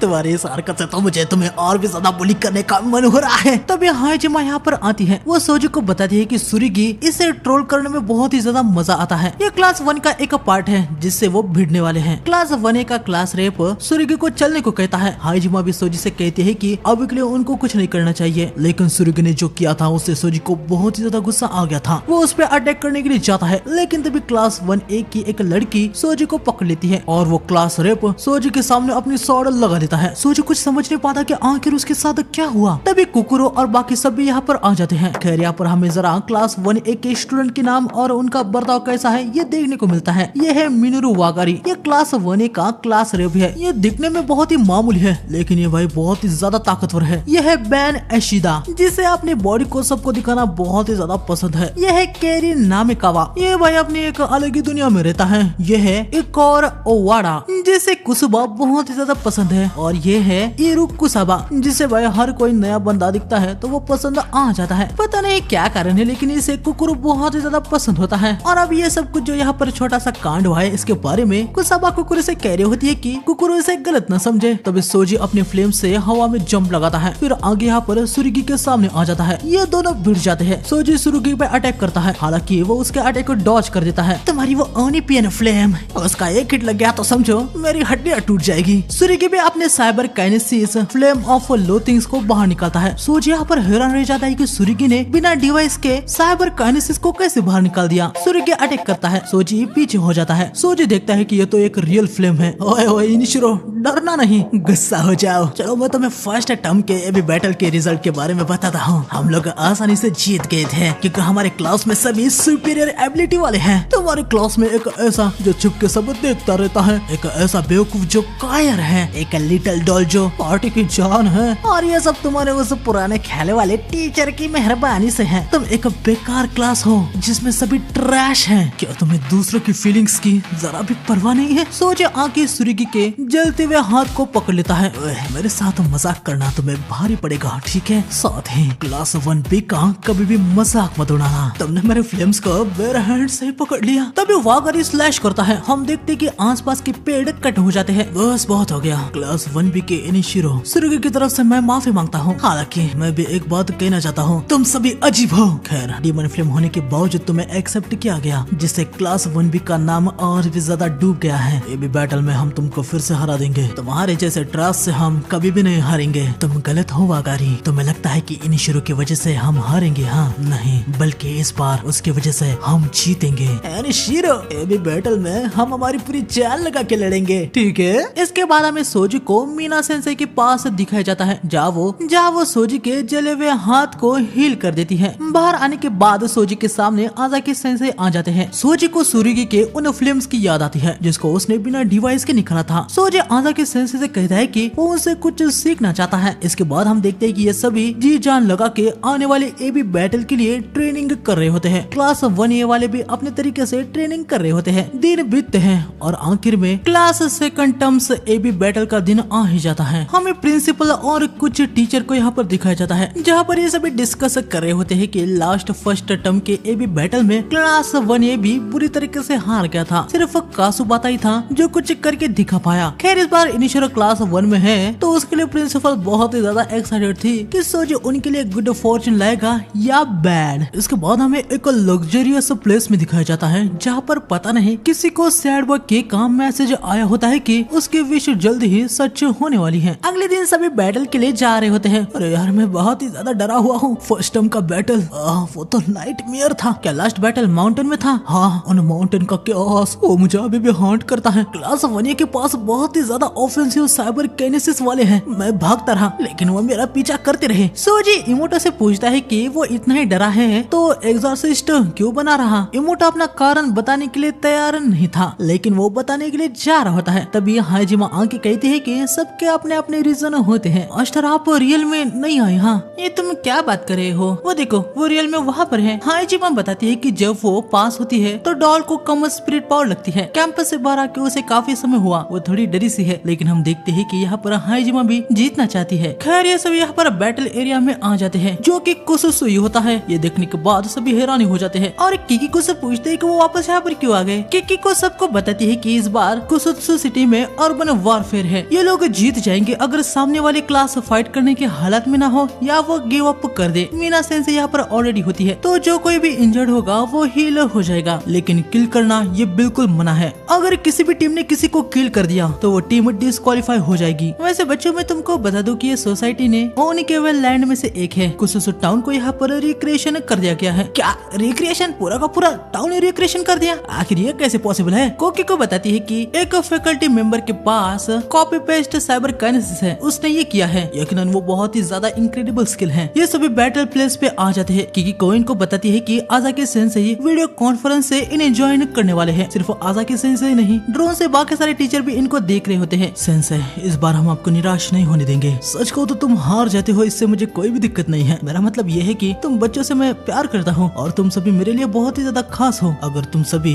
एक्सट्रीम लेवल के एग्जॉर्सिज्म मिशन में जाते हो तो इसके काफी ज्यादा चांसेस है कि तुम वापस भी ना आओ। लेकिन लास्ट के 2 हफ्तों में तुम बच्चों ने बहुत ही ज्यादा मेहनत भी की है, तुम स्ट्रॉन्गर बन चुके हो। तुम्हारा टीचर होने के नाते मुझे ये कहना ही चाहिए कि जीत के आना। सभी हाँ कहते हैं। यहाँ पर नाजो भी अपने स्टूडेंट को कह रहा होता है कि इनको 1-on-1 क्लास 1B के स्टूडेंट के साथ भिड़ना है। हाँ सेंसेई हम जानते हैं, हम सभी उनसे स्ट्रॉन्ग है, तो हम उनको ढूंढ के तुरंत ही मैच को खत्म कर देंगे। चलो बढ़िया है, मैं तो इनिशिरो से लड़ूंगा। इनिशिरो को मैं देख लूंगा, ब्लू मेरा फेवरेट कलर है। ओए ये तुम क्या कह रहे हो? इनिशिरो और मेरा ड्रामा यहाँ तक मस्त से पका हुआ है, तो उससे तो मैं ही लड़ूंगा। वाकरी इनको शांत करता है और बताता है कि जिससे जो पहले टकराएगा उससे वो फाइट करेगा। बैटल स्टार्ट हो जाती है। माउंटेन में हमारी ओर से गुस्सा होने के लिए तुम्हारा शुक्रिया, सच में उससे मुझे बहुत ही खुशी मिली। तुम्हें क्या लगता है कि सुरुगी ने जो उतना कुछ कहा था, लेकिन फिर भी हम गुस्सा क्यों नहीं हुए थे? हम देखते कि कुकुरु बड़े गुस्से में अपने साइबर काइनेसिस को एक्टिव कर देता है और बताता है कि वो लोग गुस्से को इस मोमेंट के लिए यूज करने वाले हैं। कुकुरु क्लास 1A पे डायरेक्ट अटैक कर देता है। बैन अपने साइबर काइनेसिस को आउट करके मिलेनियम सस्पेंशन का यूज करता है। हम देखते कि यहाँ पर the beast of frozen beauty statue आ जाता है, जो कुकुरु के अटैक को ब्लॉक कर देता है। इक्को बैन से पूछता है कि भाई इसका यूज करने की वजह से उसकी कितनी बैटरी खत्म हो गई? बैन भाई बिना कोई चिंता दिखाए बताता है कि 50% बैटरी खत्म हो चुकी है। यहाँ पर सोजी बैन ने बने हुए स्टैचू को देख के काफी हैरान था। तभी कुकुरु इमोटो को आवाज देता है। हम देखते कि भाई वागरी ने अपने स्लैश का यूज कर दिया होता है। इमोटो तुरंत निर्वाणा शील्ड को बना लेता है। सोजी हैरानी हो जाता है कि वागरी ने उतने दूर से अपने स्लैश को यहाँ तक भेजा। कुकुरु बताता है कि वागरी क्लास 1 का क्लास रेप है, उसका साइबर काइनेसिस वॉरी कटर है, वो फ्रीली पावर को चेंज करके अपने टारगेट को कट कर सकता है। फर्स्ट ईयर में होने के बावजूद वो काफी सारे हाई लेवल के एग्जॉर्सिज्म में गया है। बस इतना ही नहीं, उसने अकेले ही मिड लेवल के अकाउंट्स को हराया हुआ है। वागरी खतरनाक है, ध्यान से सुना। अगर कोई भी उससे 1-on-1 में आ जाता है तो तुरंत भाग जाना है। कुकुरु ने यह बात कही है तो सोजी भी इस बात को बहुत ही ज्यादा सीरियसली लेता है। हाइजिमा तुम्हारी बॉडी सेपरेटली मूव होगी, ध्यान रखना कि तुम्हें कोई ढूंढ ना पाए। हाँ ठीक है। ये सब यहाँ से निकल जाते हैं। हाइजिमा सोच रही होती है कि आखिर वो कहाँ पर छुपे। हालांकि उसे इतना पता है कि उसे एक ऐसी जगह पे छुपना होगा जहाँ पर उसे कोई ढूंढ ना पाए। यहाँ पर क्लास 1A के सभी मेंबर्स क्लास 1B के मेंबर्स को ढूंढने निकल पड़ते हैं। इक्को के पास साइबर बीस्ट समन होता है, जिससे वो क्लास 1B को ढूंढ रहा होता है। हालांकि अभी तक उसे कोई भी नहीं मिला होता। आगे हमें वागरी को दिखाया जाता है। तभी आगे बढ़ते हुए वो कुछ बॉक्सेस को कट कर देता है। हम देखते कि यहाँ पर तो वो बॉक्स है जिसमें हाइजिमा है। Yori Haijima the shut in doll user, तुम्हारा अपने रूम से बाहर आना, वो भी यहाँ पर बैटल फील्ड में, यही काफी ज्यादा बड़ी बात है। साथ ही ऐसे शॉप में छुपना जहाँ पर तुम्हारे जैसे दिखने वाले काफी ज्यादा बॉक्सेस है, ये भी काफी अच्छा आइडिया है। लेकिन माफ करना, अभी तुम्हारा खेल यहाँ पर खत्म हो जाता है। मैं तुम्हें डरते हुए देख पा रहा हूँ। हाइजिमा भागने लगती है, लेकिन यकीनन वागरी उसे स्लैश मार देता है। लेकिन हम देखते कि इसमें तो हाइजिमा की डॉली होती है। हमें हल्का सा पास्ट का सीन दिखाया जाता है, जहाँ कुकुरु इनको क्लास 1A के बारे में बता रहा होता है। वो बताता है कि क्लास 1A के लगभग सभी मेंबर्स अटैक टाइप के साइबर काइनेसिस के हैं और वो स्ट्रॉन्ग है, तो इसलिए सीधा उनको सर्च करेंगे। हाइजिमा का काम था कि वो ग्रुप से अलग होके सेपरेट कमजोर की तरह दिखा के एक बेट की तरह काम करेगी। प्रेजेंट में हाइजिमा बाई हद से ज्यादा ही खुश हो गई होती है कि उसने वागरी को बेवकूफ बना दिया। वागरी यहाँ पर एक छोटे से गली में होता है। अपने हमले के बाद अभी उसे अचानक से ही असुरक्षित महसूस हो रहा था और इसका कारण ये होता है कि भाई ये एक ट्रैप था। क्योमी अपनी गन से वागरी के पैर पर अटैक कर देती है। इसके बाद कुकुरु अटैक करता है लेकिन वागरी उसके अटैक को डॉज कर देता है। इसके बाद सोजी पंच मारने के लिए आता है लेकिन वागरी अपने शॉट से उसे भी ब्लॉक कर देता है। क्योमी फिर से अटैक करती है लेकिन इस बार वागरी उसके अटैक को डॉज कर देता है। हाइजिमा भी आती है लेकिन वागरी भाई उसके अटैक को भी ब्लॉक कर देता है। कोई भी दिक्कत की बात नहीं है, मैं अकेला ही तुम सबको हरा दूंगा। कुकुरु इमोटो को आवाज देता है। इमोटो निर्वाणा वॉल बना देता है जिससे ये वागरी के केव स्लैश से बच जाते हैं। कुकुरु रेनरी से पूछता है कि क्लास 1A के बाकी के मेंबर्स कहाँ पर है। रेनरी इनको बताता है कि उनमें से किसी को भी इनके अभी तक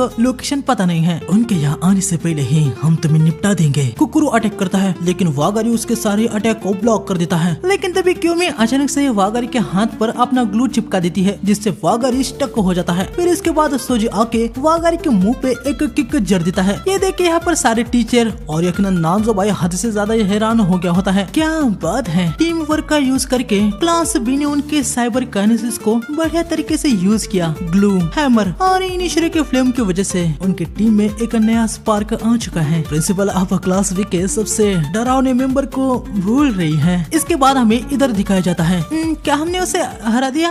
आखिर कैसे हो गया? मैं पूरा परफेक्ट होने के बावजूद उस स्टूपिड क्लास बी ने मुझे कैसे हिट लैंड किया। हम देखते कि वागरी अपने स्वॉर्ड से ग्लू को कट कर रहा होता है। कुकुरु सबको विड्रॉ करने को कहता है। वो बताता है कि वागरी अपने साइबर काइनेसिस का यूज करके उसके टारगेट को चूज कर सकता है। वागरी सिर्फ ग्लू को ही कट कर रहा है। वागरी मन में कहता है कि वेरी कटर से वो अपने टारगेट और अपने पावर लेवल को चूज कर सकता है। नॉर्मली मैं स्लाइस का यूज करता हूँ जो कि चीजों को काट देता है। आमतौर पर मैं अपने सेवरिंग स्किल को ह्यूमंस पे यूज नहीं करता क्योंकि इससे टारगेट खत्म हो जाता है। हम देखते कि सभी निर्वाणा वॉल में चले गए होते हैं लेकिन हाइजिमा ने पजेस की हुई डॉल बाहर ही होती है। वागरी सेवर स्किल से स्लैश मार देता है। हाइजिमा की डॉल कट हो जाती है। हम देखते कि यहाँ पर पीछे के पूरे घर भी स्लैश हो गए होते हैं। डॉल खत्म हो गई थी तो हाइजिमा का उसके साथ कांटेक्ट कट गया होता है। वागरी की पावर देखने के बाद ये सभी हैरान हो जाते हैं। अरे नहीं, यार मैं क्या कर रहा हूँ? मैंने अपने गुस्से को अपने ऊपर कैसे हावी होने दिया? मैं इन सबको खत्म करने जा रहा था।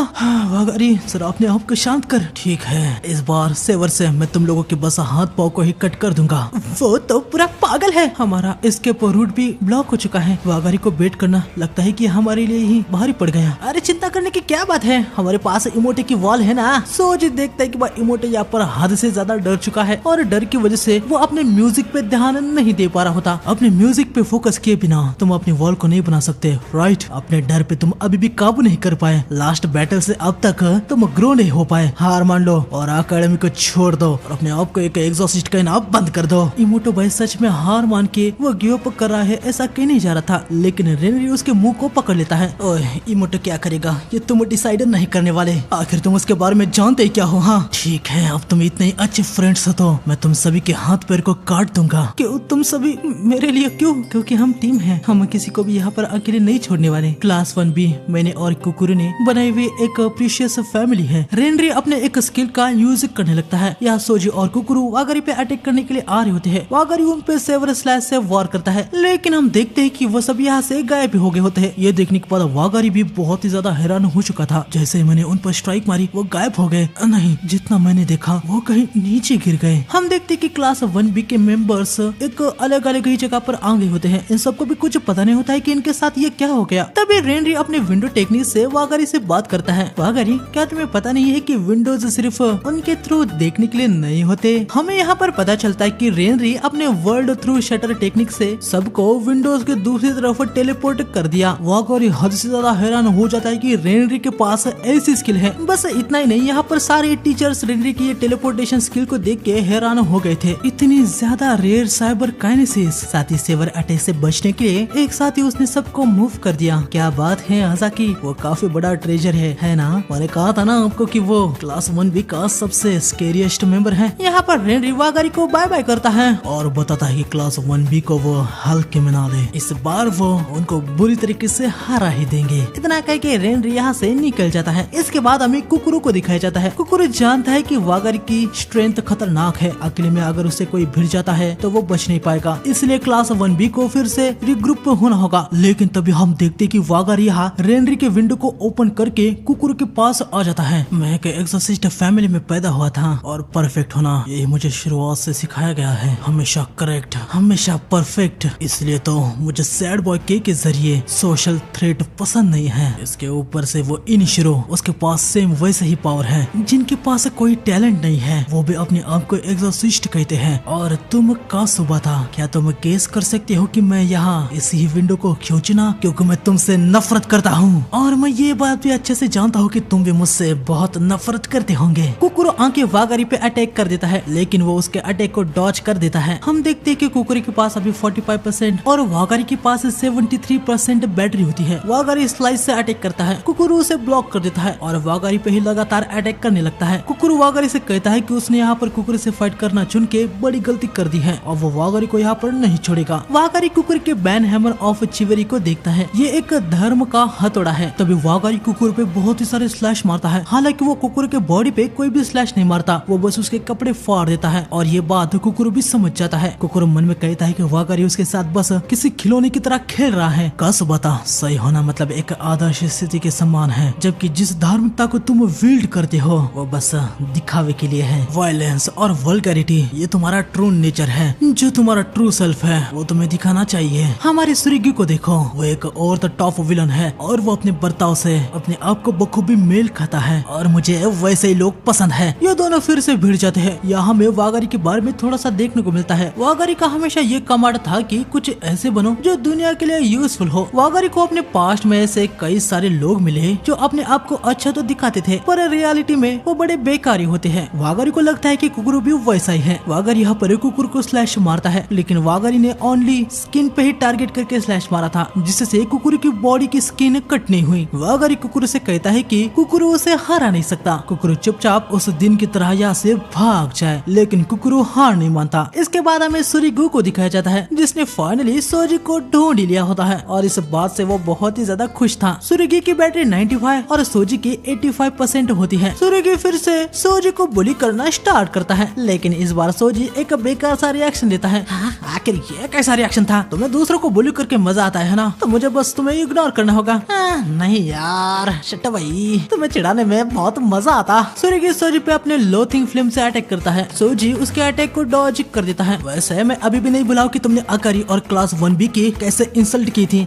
अच्छा तो तुम उस प्रकार के बंदे हो जिसे दूसरे के दर्द से तकलीफ होती है। हाँ चलो मैं तुम्हें कुछ मजेदार बताता हूँ। मिनरो और कासुबाता अभी एक दूसरे से लड़ रहे हैं। हाँ वो स्वॉर्ड वाला? मैं ना लोगों के डर और नेगेटिव इमोशन को सेंस कर सकता हूँ और कासुबाता हमेशा ही मिनरू से हद से ज्यादा डरा हुआ रहता है। वो हमेशा ही मिनरू को अवॉइड करता है। मुझे यकीन है कि अभी उसकी मस्त से धुलाई हो रही होगी और वो मिनरू से दया की भीख मांग रहा होगा। सुरिगी को लगा कि ये सब सुनने के बाद अब सोजी उस पर बहुत ही ज्यादा गुस्सा होगा, लेकिन सोजी हंसने लगता है। सोजी सुरिगी से कहता है कि ऐसा कुछ भी नहीं होने वाला। यहाँ पर हम देखते हैं कि दोनों जोरों से भिड़ रहे होते हैं। वागारी ने कुकुर को पानी में गिरा दिया होता है और कुकुर से कहा होता है कि वो हार मान ले, लेकिन कुकुर उठ जाता है और वागारी से कहता है कि अभी इस टाइम पे वागारी गलत है और वो सही है। वागारी के पास अभी भी 60% बैटरी होती है, लेकिन कुकुर के पास सिर्फ 15%। इसके बाद हमें रेनरी को दिखाया जाता है, जो कि बड़ी चिंता में कुकुर के पास जा रहा होता है। रेनरी को पता चल गया था कि कुकुर अभी वागारी से लड़ रहा है, लेकिन आगे बढ़ते हुए रेनरी के सामने इक्को आ जाता है। इक्को ने अपने इस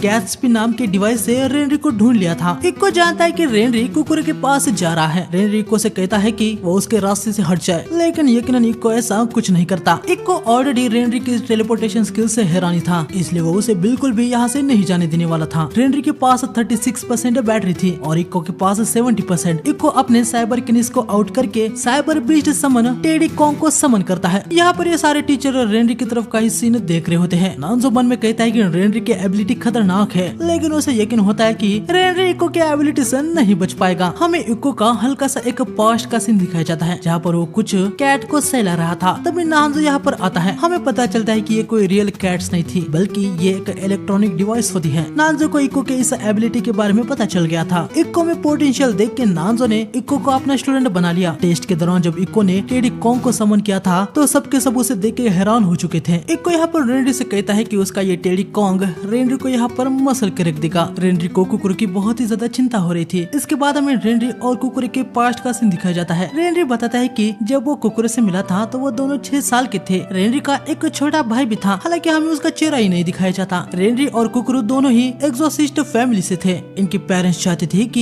ये तीनों अपने साइकोकाइनेसिस को जल्दी से अवेक कर ले, क्योंकि इनके रिप्रेजेंटेटिव सेक्ट में पावर की कमी थी। एग्जोसिस्ट की फैमिली टॉक्सिक ही होती है। सेम रेनरी की फैमिली भी वैसे ही थी। ट्रेनिंग के नाम पर सालों से उसे बहुत ही ज्यादा टॉर्चर किया गया। जब भी रेनरी को कुकुरु से मिलने का मौका मिलता, उसके हालत को देखने के बाद रेनरी समझ जाता था कि कुकुरु की फैमिली भी वैसे ही है। कुछ साल बीतते हैं। एक दिन रेनरी उसके फादर से सुनता है कि मानसे फैमिली का बेटा यानी कुकुरु का सरनाम पहले मानसे था, साथ ही वागारी फैमिली का बेटा, वो दोनों ही अवेक हो गए हैं। लेकिन इनके दोनों ही बच्चे यानी रेनरी और उसका छोटा भाई अवेक नहीं हुए थे। रेनरी के फादर इन दोनों को 3 दिन के लिए लॉक कर देते हैं और कहते हैं कि इनको 3 दिन के लिए कोई भी खाना या पानी नहीं मिलेगा। रेनरी के फादर को लगता है कि अपने लिमिट में पहुंचने से ये दोनों अपने स्पिरिट पाथ को ओपन कर लेंगे, लेकिन 3 दिन तक खाना या पानी न मिलने की वजह से रेनरी का छोटा भाई मर जाता है। रेनरी के छोटे भाई को एहसास हो गया था कि वो मर जाएगा, इसलिए मरने से पहले ही उसने अपने छोटे भाई से एक प्रॉमिस मांगा था कि वो अपने छोटे भाई का चेहरा ना भूले। रेनरी के फादर को इससे कोई भी फर्क नहीं पड़ा कि उनका छोटा बेटा मारा गया। वो उसे एक फेल्यूर कह देते हैं और रेनरी से कहते हैं कि उसका कोई छोटा भाई था ही नहीं। यकीनन यहाँ पर रेनरी को बहुत ही ज्यादा गुस्सा आ रहा था। समय बीतता है। रेनरी देखता है कि समय के साथ घर में रियोटा यानी उसके छोटे भाई की अब कोई भी बात नहीं होती, सबने उसे भुला दिया है। एक दिन जब फिर से रेनरी इस रिचुअल में फंस गया था, कुकुरु बाहर आके खिड़की को तोड़ देता है और रेनरी को अपने साथ भागने को कहता है। कुकुरु तुम यहाँ, मैंने रियोटा के बारे में सुना, ये दुनिया बेकार इंसानों से भरी हुई है। रेनरी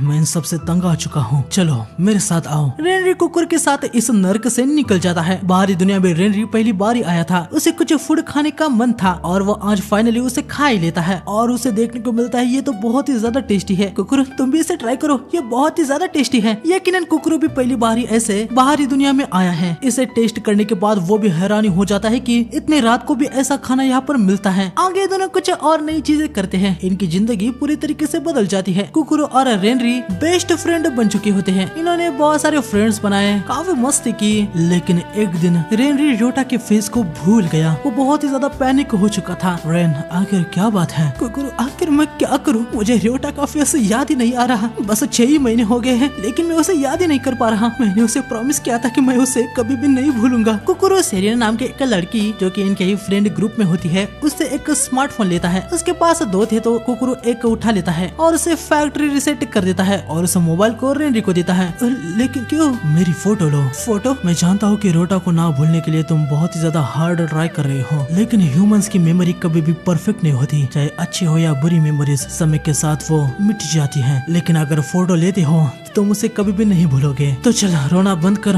और मेरी फोटो ले। कुकुर की बात सुनने के बाद रेनरी का दिल रिलैक्स हो जाता है। वो उसकी फोटो लेता है और वो कहता है कि अब से वो लगातार बहुत ही फोटोज लेगा। यही कारण होता है कि रेनरी हमेशा इतनी फोटोज लेता रहता है। कुकुर रेनरी के लिए बस एक फ्रेंड ही नहीं बल्कि उसकी फैमिली था। आगे जब कुकुर ने एग्जोर्सिज्म की दुनिया में वापस जाने का सोचा, रेनरी बिना कुछ सोचे उसके साथ जुड़ गया। प्रेजेंट में यहाँ टेडी कॉन्ग रेनरी पे अटैक कर देता है, लेकिन रेनरी उसे अपने विंडो में फंसा देता है और दूसरे विंडो को ओपन करके वो कहीं से एक वेपन को उठा लेता है और इसे इक्को को एक स्ट्राइक मार के कुकुर की तरफ निकल पड़ता है। नाजो यहाँ पर हैरानी रह जाता है कि रेनरी ने इतने आसानी से इक्को को पटक दिया। इसके बाद हमें क्योमी को दिखाया जाता है, जिसे रेनरी का मैसेज आया होता है कि वागारी और कुकुरु फाइट कर रहे हैं। ये देखने के बाद क्योमी को लग रहा होता है कि भाई कुकुरु की तो वाट लग जाएगी, उसे उधर तुरंत उसके हेल्प करने के लिए जाना होगा। लेकिन तभी कुसाबा यहाँ पर आके क्योमी को पीछे से पकड़ लेती है। उसने क्योमी की सारी बातें सुन ली होती है और ये क्योमी को कुकुर के पास नहीं जाने देने वाली होती। क्योमी अपने ग्लूगन से कुसाबा पे अटैक करती है, लेकिन वो दूर हो जाती है। क्योमी से हमें पता चलता है कि कुसाबा लड़कों को अपने प्यार में गिराती है। लड़कों को प्यार में गिराने के लिए वो टारगेट लड़के के टेस्ट के अनुसार अपने चाल ढाल और अपने अपीयरेंस को चेंज करती है। अभी तक उसने 11 लड़कों को फंसाया है। अभी उसका टारगेट कुकुरु है। कुसाबा अपने साइबर काइनेसिस को एक्टिव करती है, जो कि होता है लिटिल माइंड बुक। कुसाबा बताती है कि जब वो माइंड पर पैर रखती है तो जिस भी लड़के को उसने जीत लिया था वो उनके 120% पावर को ले सकती है। वैसे कुसाबा एक बार लड़की को जीत लेती है तो उसको उसके ऊपर से इंटरेस्ट खत्म हो जाता है और वो उसे डंप कर देती है। अभी कुसाबा ने एक मार्शल आर्टिस्ट के पावर को ले लिया होता है। क्योमी अपने हाथ में ग्लू लगा के कुसाबा के अटैक को ब्लॉक करी थी, लेकिन ग्लू लगाने के बाद भी क्योमी को कुसाबा के वार तगड़े लग रहे होते हैं। क्योमी कुसाबा से कह रही होती है कि वो क्योमी को टारगेट कर रही है ताकि वो कुकुर के पास ना जाए, पर क्योमी को लगा था कि क्लास 1A टीम वर्क नहीं करती है। कुसाबा कहती है कि क्योमी गलत सोच रही है। उसे पूरा यकीन होता है कि वागारी से कुकुर नहीं जीतेगा और जब उसकी हालत खराब होगी तब क्योमी जाके उसे पैचअप करेगी। इस वजह से कुकुर क्योमी के प्यार में गिर जाएगा।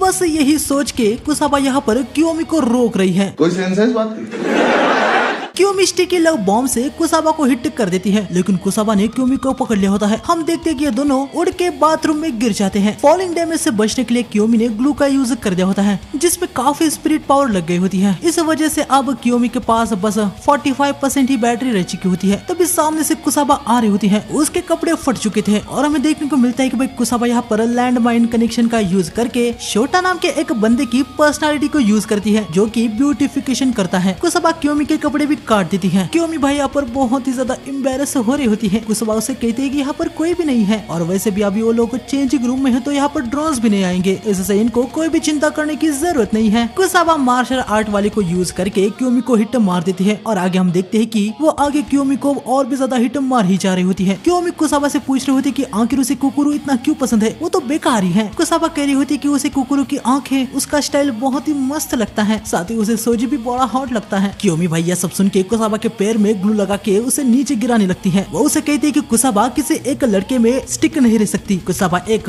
बेकार घटिया लड़की है। कुसाबा कहती है कि उसके दिल को जो भाता है वो उससे प्यार करती है। कुसाबा क्योमी के पेट पे किक मार के उसे कहती है कि क्योमी तो बस एक स्टॉकर है, जो कि बस एक लड़की के पीछे पड़ी हुई है। तभी हम देखते हैं कि क्योमी आके अपने ग्लू से क्योमी को जकड़ लेती है। कुसाबा क्योमी को दिखाती है कि उसने उसके फेवरेट कुरेशा के साथ भी मसला कर दिया है। ये देखने के बाद क्योमी भाई बहुत ही ज्यादा हैरान हो जाती है। मौका मिलते ही कुसाबा माइंड का यूज करके सुमो रेसलर की पावर का यूज करके क्योमी को हिट मार देती है। कुसाबा मन में कहती है कि क्योमी ने जो फोटो दिखाया था वो उसने एआई से बनाया है। क्योमी को वीक करने के लिए उसने ये प्लान पहले से ही बनाया था। कुसाबा को लग रहा होता है कि क्योमी अब बहुत ही ज्यादा भयंकर मेंटल ट्रॉमा में पहुंच गई होगी, लेकिन तभी हम देखते हैं कि क्योमी अपने ग्लू से रोप को बना के कुसाबा के पास आने लगती है। ये देखने के बाद कुसाबा हैरान हो जाती है। क्योमी उसे कहती है कि उसे पता है कि कुसाबा ने वो फोटो पक्का एआई से ही बनाया है। क्योमी आके कुसाबा को पंच जड़ देती है। वो कुसाबा को बताती है कि उसे अब भी याद है कोरिया ने वो फोटो इंस्टाग्राम पे 2 मार्च को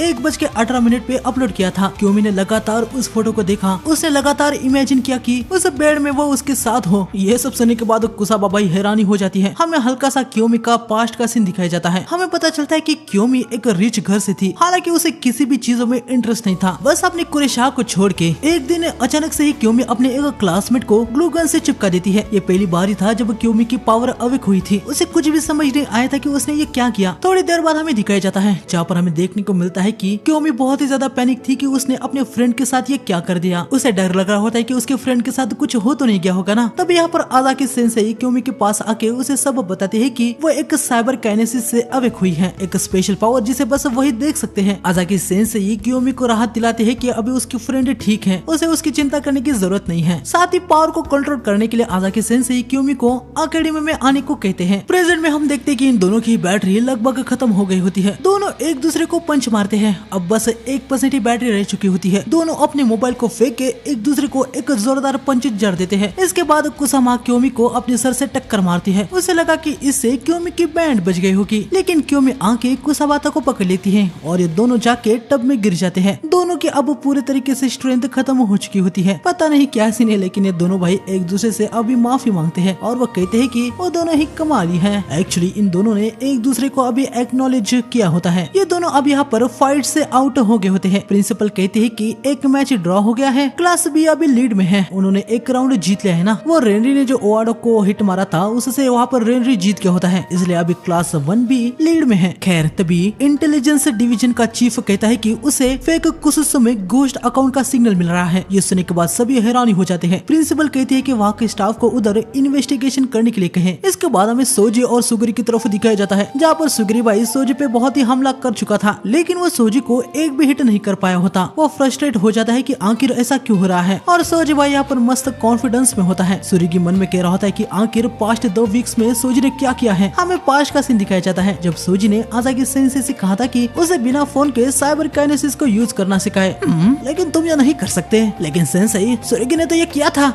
अभी समझ गया, तुम्हारे लिए थोड़ा सा जल्दी हो जाएगा, लेकिन ठीक है, चिंता की कोई बात नहीं है। मुझे लगता है कि तुम ये कर सकते हो। नेक्स्ट स्टेज के लिए अभी तुम रेडी हो चुके हो। नेक्स्ट स्टेज आखिर वो क्या है सेंसेई? आजाकी सेंसेई सोजी को बताती है कि स्टैंडर्ड प्रैक्टिस में फोन का यूज करके साइबर काइनेसिस को बॉडी से आउट किया जाता है। हालांकि स्मार्टफोन के जरिए भी स्पिरिट पावर को रन किया जा सकता है। इस मेथड में स्पिरिट पावर बॉडी से बाहर जाने के बजाय वापस बॉडी के ही अंदर चली जाती है और फिर यूजर स्पिरिट पावर को जहाँ से चाहे वहाँ से आउट कर सकता है। आगे हम देखते हैं कि सोजी ये सीखने की प्रैक्टिस स्टार्ट कर दिया होता है। यकीनन शुरू में सोजी को मुश्किलें हो रही होती है। आजाकी सेंसे उसे बताती है कि ये सीखने के बाद सोजी अपने फोन को कहीं भी रख सकता है और स्पिरिट पावर को जहाँ से चाहे वहाँ से आउट कर सकता है। आगे काफी ज्यादा ट्रेनिंग के बाद सोजी इसे सीख ही जाता है। अभी वो एक टाइम पे ही अपनी बॉडी से कहीं से भी साइबर आउट कर सकता है। लेबोरेटरी डिवीजन से सोजी ने अपने लिए मोबाइल के लिए एक होल्डर भी बना दिया होता है। प्रेजेंट में यहाँ पर सुरुगी अटैक करने के लिए आ रहा होता है। सोजी अपने आई में ओनिपियन को लाता है। ये देखने के बाद सुरुगी हैरानी हो जाता है। सोजी सुरुगी के हाथ को पकड़ के उसे पीछे पटक देता है और इसके बाद उसके पास आके लगातार उस पर अटैक कर रहा होता है। सुरुगी मन में कह रहा होता है कि आखिर ये क्या हो रहा है। ठीक है, अगर मैं उसे हिट नहीं कर सकता तो कोई ना, मारो सोजी इनिशिरो, मुझे और हिट मारो, मारो मारो मारो मारो। सुरुगी अचानक से सोजी के कंधे को पकड़ लेता है और अपने फायर का यूज करता है, लेकिन सोजी वहाँ से अपने ओनिपियन को निकालता है। ये देखने के बाद सुरुगी बहुत ही ज्यादा हैरान हो जाता है। मुझे जलाने के लिए तुम्हें और ज्यादा स्ट्रॉन्ग फ्लेम चाहिए होगी, समझे। सोजी सुरुगी को चौक मार देता है। अरे बाप रे, बहुत ही ज्यादा दर्द हो रहा है। तुम अभी स्ट्रॉन्ग हो गए हो।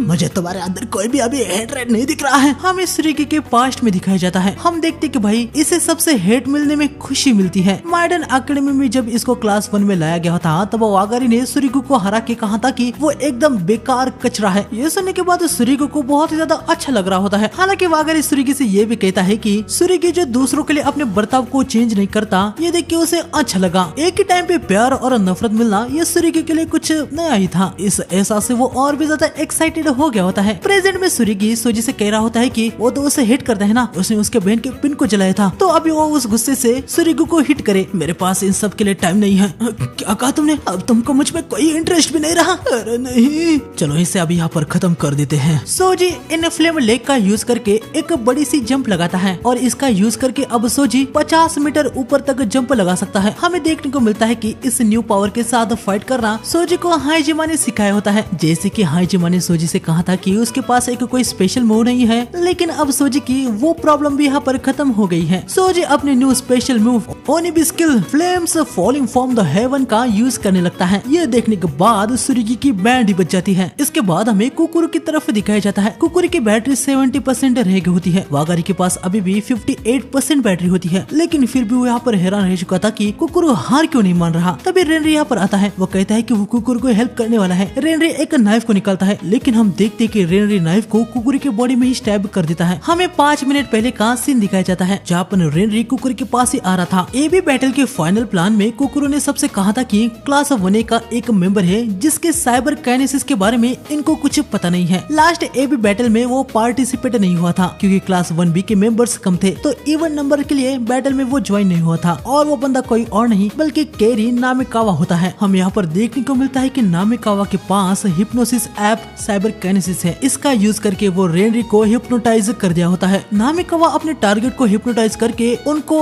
उसके ऑर्डर को फॉलो करने को कह सकता है और उसने अभी रेनरी को ऑर्डर दिया होता है कि रेनरी कुकुरु पे अटैक करे। प्रेजेंट में ऑर्डर कंप्लीट होने के बाद रेनरी अपने होश में आ जाता है। वो देखता है कि उसने कुकुर को स्टैब कर दिया है। ये देखने के बाद रेनरी को अपने आप पे बहुत ही ज्यादा पछतावा होने लगता है। वागारी को लग रहा होता है कि अब कुकुर का खेल खत्म हो गया है, इसलिए अब वो नामिकावा के साथ हाइजिमा को ढूंढने का सोचता है। लेकिन तभी कुकुरु उठ जाता है और कहता है कि अब ये खत्म नहीं हुआ। वागारी यहाँ पर हैरानी रह जाता है कि इतने ऊंट्स के बाद भी कुकुरु खड़ा कैसे है। तभी नामिकावा आके कुकुर को हिप्नोटाइज करके उसे ऑर्डर देता है कि वो मरते दम तक नाचता रहे, लेकिन कुकुरु कहता है कि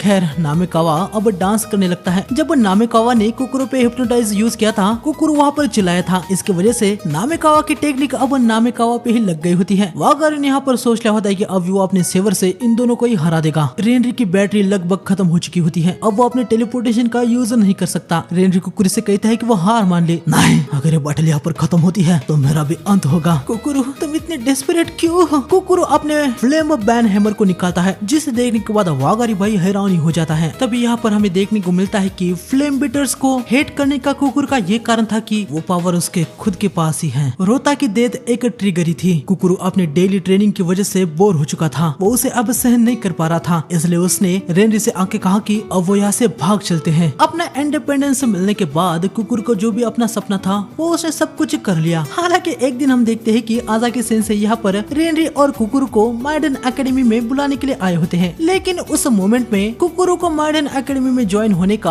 कोई भी इंटरेस्ट नहीं था। मैं जानता हूँ कि तुम दोनों के पास टैलेंट है, तुम दोनों यहाँ पर अपने टैलेंट को बर्बाद क्यों कर रहे हो? हाँ ओए मोंक, सुना ना उन्होंने क्या कहा? अब चलो निकलो यहाँ से। ये तुम्हारी टीचर है क्या? तुम दोनों काफी ज्यादा टैलेंटेड हो, बस तुम्हारी टीचर यहाँ पर गधा है। ये सुनने के बाद बंदे को गुस्सा आ जाता है। वो आज़ाकी सेंसेई पे हमला करने के लिए आ जाता है, लेकिन यकीनन आज़ाकी सेंसेई उसे आसानी से हरा देते हैं। दूसरे बंदे आज़ाकी से भिड़ने का सोच रहे थे, लेकिन कुकुरु उनको रोकता है और बताता है कि सारे ग्रुप्स मिलकर भी इनका कुछ भी नहीं बिगाड़ सकते। यकीनन इनको यहाँ पर पता चल गया होता है कि उनके सामने ग्रेट योइमारू आज़ाकी है। तब यहाँ पर दो लड़कियां आके आज़ाकी सेंसेई से कहती है कि वो तो बड़े हॉट है, और यकीनन वही यहाँ पर आज़ाकी सेंसेई इनके संतरे देखकर मचल जाते हैं। लड़कियां भाई आज़ाकी सेंसेई को ले जा रही होती है। तुम जब चाहे तब मुझे कॉल कर सकते हो, तुम्हारी मॉम भी तुम्हें देखना चाहती है, ठीक है? ये सुनने के बाद कुकुरु हमें बताता है कि उसके लाइफ का बस एक ही रिग्रेट है, और वो ये कि अपने मॉम को पीछे छोड़ देना। पूरी मान से हाउस में सिर्फ कुकुरु की मॉम ही थी जो उससे प्यार करती थी। हालांकि हमें देखने को मिलता है कि वो काफी ज्यादा बीमार है। आगे कुछ दिन बाद कुकुरु को पता चल गया होता है कि उसके मॉम की डेथ हो चुकी है। कुकुरु अपने मॉम के फ्यूनरल में आता है। कुकुरु के डैड उससे कह रहे होते कि आखिर वो यहाँ पर क्यों आया है, लेकिन कुकुरु उन पे कोई भी ध्यान नहीं दे रहा होता। तभी कुकुरु के डैड उसका एक रेस्टोरेंट को तबाह करने वाला वीडियो दिखाते हैं। कुकुरु बताता है कि कुछ गधों ने उसके साथ पंगा ले लिया था, तो उसने उनकी धुलाई कर दी, और पता नहीं किसने वो सब कुछ शूट करके इंटरनेट पे डाल दिया। वीडियोस में कुकुरु को बहुत ही ज्यादा गालियां मिल रही होती है कि वो ऐसे अपने गुस्से को खो के किसी के रेस्टोरेंट को बर्बाद कैसे कर रहा है। आगे कुकुरु के डैड उसे कहते हैं कि उसके मॉम ने भी ये वीडियो देखा था। ये वीडियो देखने के बाद वो बहुत ही ज्यादा डिसअपॉइंट हो गई कि उनकी डेथ ही हो गई। कुकुरु के डैड उसे कहते हैं कि कुकुरु की वजह से ही उसकी मॉम मारी गई। यह सब सुनने के बाद कुकुरु भाई बहुत ही ज्यादा हैरान हो जाता है। कुसाबाता को अपने मॉम की एक बात याद आती है, जहाँ पर उन्होंने कुसाबाता से कहा होता है कि वो एक अच्छा पर्सन बने। इसके बाद से ही कुकुरु यहाँ पर बदल गया होता है। वो अपने सारे बुरे काम छोड़ के यहाँ पर एकेडमी में ज्वाइन होने के लिए आ जाता है। कुकुरु ने एक नई लाइफ शुरू करने का सोच लिया होता है। उसने अपना सरनेम चेंज करके कासुबाता रख दिया होता है। ये उसके मदर के माइडन का नाम है। उस दिन के बाद से कुकुरु फ्लेमर्स को स्मैकडाउन करने लगा। वो उनको रियलाइज करवाना चाहता है कि जो वो करते हैं वो बेवकूफी है। इन सब में कुकुरु को एक बंदे से बहुत ही ज्यादा हेट था, जो कि यकीनन कोई और नहीं बल्कि सोजी था, क्योंकि सोजी बिना किसी कारण से फाइट किया करता था। फ्लेम बेटर से कुकुरु हमेशा ही नफरत किया करता था, क्योंकि वो भी उनमें से एक था। अपने असली रंग दिखा रहे हो? हाँ चलो बढ़िया ही है। वागारी सेवर से अटैक करता है, लेकिन कुकुरु उसे अपने फ्लेम से जला के डिस्ट्रॉय कर देता है। ये देखने के बाद ये दोनों ही हैरान हो जाते हैं। इसके बाद वागारी और भी अटैक करता है, लेकिन कुकुरु सभी अटैक को ब्लॉक कर रहा होता है। अभी तक कुकुरु अपने ट्रू सेल्फ को छुपा के सोचता था कि वो अच्छा बन के सब कुछ ठीक कर लेगा, लेकिन ये उसकी भूल थी। कुकुरु को अभी समझ में नहीं आ रहा होता कि क्यों अचानक से ही उसे ये एहसास मिल रहा है कि उसे अपने ट्रू सेल्फ को कभी छुपाना नहीं चाहिए था, बल्कि उसका यूज करके फाइट करनी चाहिए थी। कुकुरु के पास पहले भी वागारी को हराने का चांस था, लेकिन वो अपने ट्रू सेल्फ को दिखाने के बजाय भाग जाता था। लेकिन इस बार कुकुरु ने ऐसा नहीं किया। उसने अपने फ्लेम्स को अनलिश कर ही दिया, और इन सब के पीछे कारण कोई और नहीं बल्कि सोजी होता है। सोजी को देखने के बाद कुकुरु मन में कहता है कि सोजी अपने फ्लेम से कभी भी नहीं भागता। उसने उनका सामना किया और पावर में बदल दिया। तब कुकुरु समझ नहीं पाया होता है कि क्यों आज़ाकी सेंसेई ने कुकुरु को सोजी को ट्रेन करने के लिए कहा था। आज़ाकी सेंसेई ऑलरेडी जानती थी कि कुकुरु अपने ट्रू सेल्फ को कभी बाहर नहीं आने देता, लेकिन उनको यकीन था कि सोजी को देखते हुए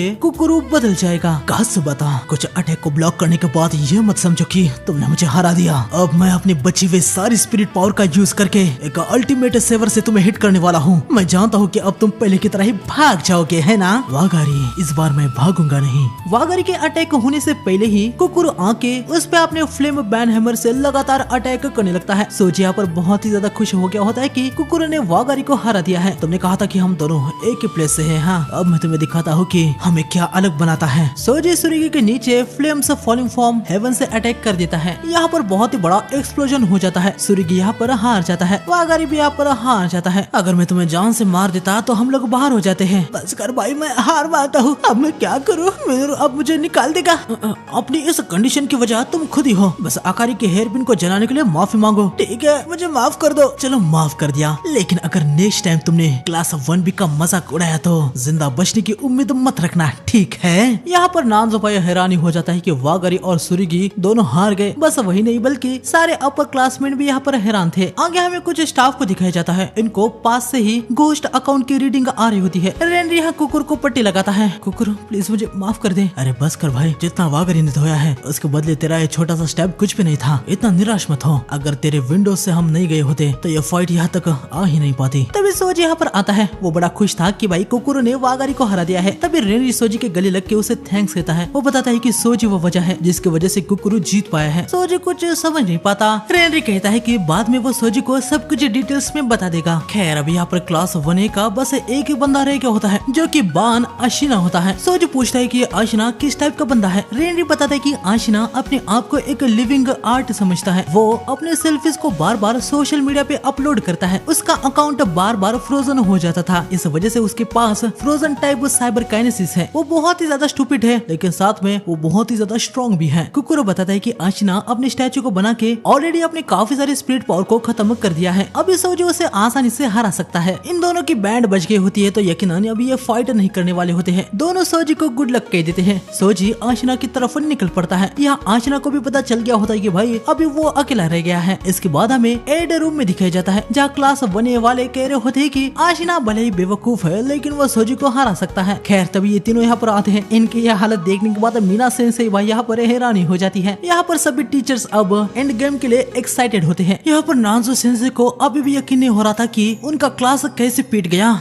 मैं एक्सेप्ट नहीं कर सकता। आदा-की-सान, क्या तुम भूल चुके हो कि कहने कैसे मेरे भाई और सभी स्टूडेंट को अपने डीमन फ्लेम से खत्म कर दिया था। मैं कैसे भूल सकता हूँ, वो मेरा भी बेस्ट फ्रेंड था। हालांकि नांजो-कुन, तुम ये भी जानती हो कि इनिशिरो वैसा नहीं है। तब यहाँ पर एक बंदा आके सभी को कहता है कि फेक कोसुसु में उस घोस्ट अकाउंट की रीडिंग्स बढ़ती जा रही है। आदा सेंसेई पूछते हैं कि स्टाफ मोंक्स को भेजा गया था, उनका क्या सीन है। बंदे बताते हैं कि उनसे कांटेक्ट लॉस्ट हो चुका है। ये सुनने के बाद सभी के सभी यहाँ पर अभी हैरान हो जाते हैं। सोजी यहाँ पर आशिना के पास आ गया होता है लेकिन सोजी देखता है कि भाई आशिना ने तो यहाँ पर इन्वेस्टिगेट करने आए स्टाफ मोंक को फ्रीज कर दिया है। बस इतना ही नहीं, सोजी देखता है कि आशिना ने उनको खत्म भी कर दिया है। आशिना आइस को तोड़ देता है। ये देखने के बाद सोजी यहाँ पर बहुत ही ज्यादा हैरान हो जाता है। घोस्ट अकाउंट की जो रीडिंग मिल रही होती है वो कोई और नहीं बल्कि आशिना से ही आ रही थी। आशिना यहाँ पर मर चुका होता है। वो अब एक घोस्ट अकाउंट बन चुका है। सबके सब आशिना को देख के हैरान हो चुके थे। आशिना यहाँ पर फेक कुसुसु में फ्रोजन करने लगता है। ये कोई नॉर्मल फ्रोज नहीं था, ये एक बैरियर है। अब इस फेक कुसुसु में ना कोई अंदर से बाहर जा सकता है ना ही बाहर से कोई अंदर आ सकता है। आशिना की आंखों से रेड ब्लड देखने के बाद ही सोजी समझ चुका था कि आशिना ने सैडवा केस से अपने आप को घोस्ट अकाउंट बना लिया है। कि ये सब कुछ बड़े मजे से देख रहा होता है। हमें टीचर्स को दिखाया जाता है आखिर कैसे क्लास 1A का एक स्टूडेंट कैसे मारा गया। के ने उसको घोस्ट अकाउंट में बदल दिया। नांजो-कुन, तुम गलत हो। आशिना ऐसा खुद चाहता था। किकी को आजाकी को बताती है कि फेक कुसुसु में वो नहीं चाह पा रही है। यहाँ पर एक एक्सट्रीमली पावरफुल बैरियर है। शायद से आशिना अब एक हाई लेवल का घोस्ट अकाउंट बन चुका है। आशिना, मैंने सुना था कि तुम बेवकूफ हो लेकिन मुझे लगा नहीं था कि तुम इतने बेवकूफ होंगे। सोजी, मैं तुम्हें मार के के को ऑफर करूंगा। बेवकूफ कहीं के तुम हो यहाँ पर जो मरने वाले हो। आशिना को अपनी ब्यूटी से हद से ज्यादा ही प्यार होता है लेकिन उसे हमेशा एक बात का डर रहता था कि समय के साथ उसकी ब्यूटी ऐसी नहीं रहेगी। अपने मिशन के दौरान भी जब आशिना डेड ह्यूमन को देखता था तो उसे लगता था कि एक न एक दिन तो उससे भी मर नहीं है। आशिना को डर लगने लगा कि उसकी ब्यूटी खत्म हो जाएगी। एक दिन वो ऐसे ही कमेंट करता है कि ब्यूटी आखिर लॉस्ट क्यों होनी चाहिए, ब्यूटी का इटर्नल होना अच्छा है। लेकिन कमेंट में सब उसे इस बात के लिए रोस्ट ही कर रहे होते हैं। लेकिन उसे एक बंदे का मैसेज आता है कि वो आशा करता है आशिना की ब्यूटी हमेशा के लिए रहे। ये देखने के बाद आशिना को थोड़ा सा अच्छा लगता है लेकिन यकीनन जिसने ये रिप्लाई किया था वो कोई और नहीं बल्कि के ही था। नांजो ने सभी स्टूडेंट से कहा था कि अगर कभी भी किसी को के का मैसेज आए तो इसके बारे में एकेडमी को रिपोर्ट करना है। लेकिन आशिना ऐसा कुछ भी नहीं करता। वो तो के से बात करने लगता है। आशिना ऑलरेडी बेवकूफ ही था कि उसे और भी ज्यादा मैनिपुलेट कर देता है कि आशिना को डेड अकाउंट बन जाना चाहिए, फिर वो कभी भी नहीं मरेगा, साथ ही उसकी ब्यूटी हमेशा इटर्नल रहेगी। यकीनन आशिना को भी यही चाहिए था, इसलिए आशिना इसके लिए मान जाता है। जो लग्जरियस प्लेस हमको दिखाया गया था और के का जो मैसेज आया था वो किसी और को नहीं बल्कि आशिना को ही आया था। यहाँ पर आशिना 10,000 पाम ऑफ फ्रोज से अटैक कर देता है। पाम सोजी के बॉडी को चिपक जाते हैं। आशिना सोजी को खत्म करने के लिए आ रहा था लेकिन सोजी अपने फ्लेम से आइस को डिस्ट्रॉय कर देता है। ये देखने के बाद आशिना हैरानी हो जाता है। बेवकूफ कहीं के मेरे फ्लेम्स घोस्ट के लिए ही डेंजरस हैं। सोजी आशिना को हिट करता है लेकिन हम देखते हैं कि हिट होने से पहले ही वो सोजी के पीछे चला जाता है। तो मुझे जब हिट करोगे तभी तो ना ये काम करेगा, मैं तुम्हें हिट ही नहीं करने दूंगा।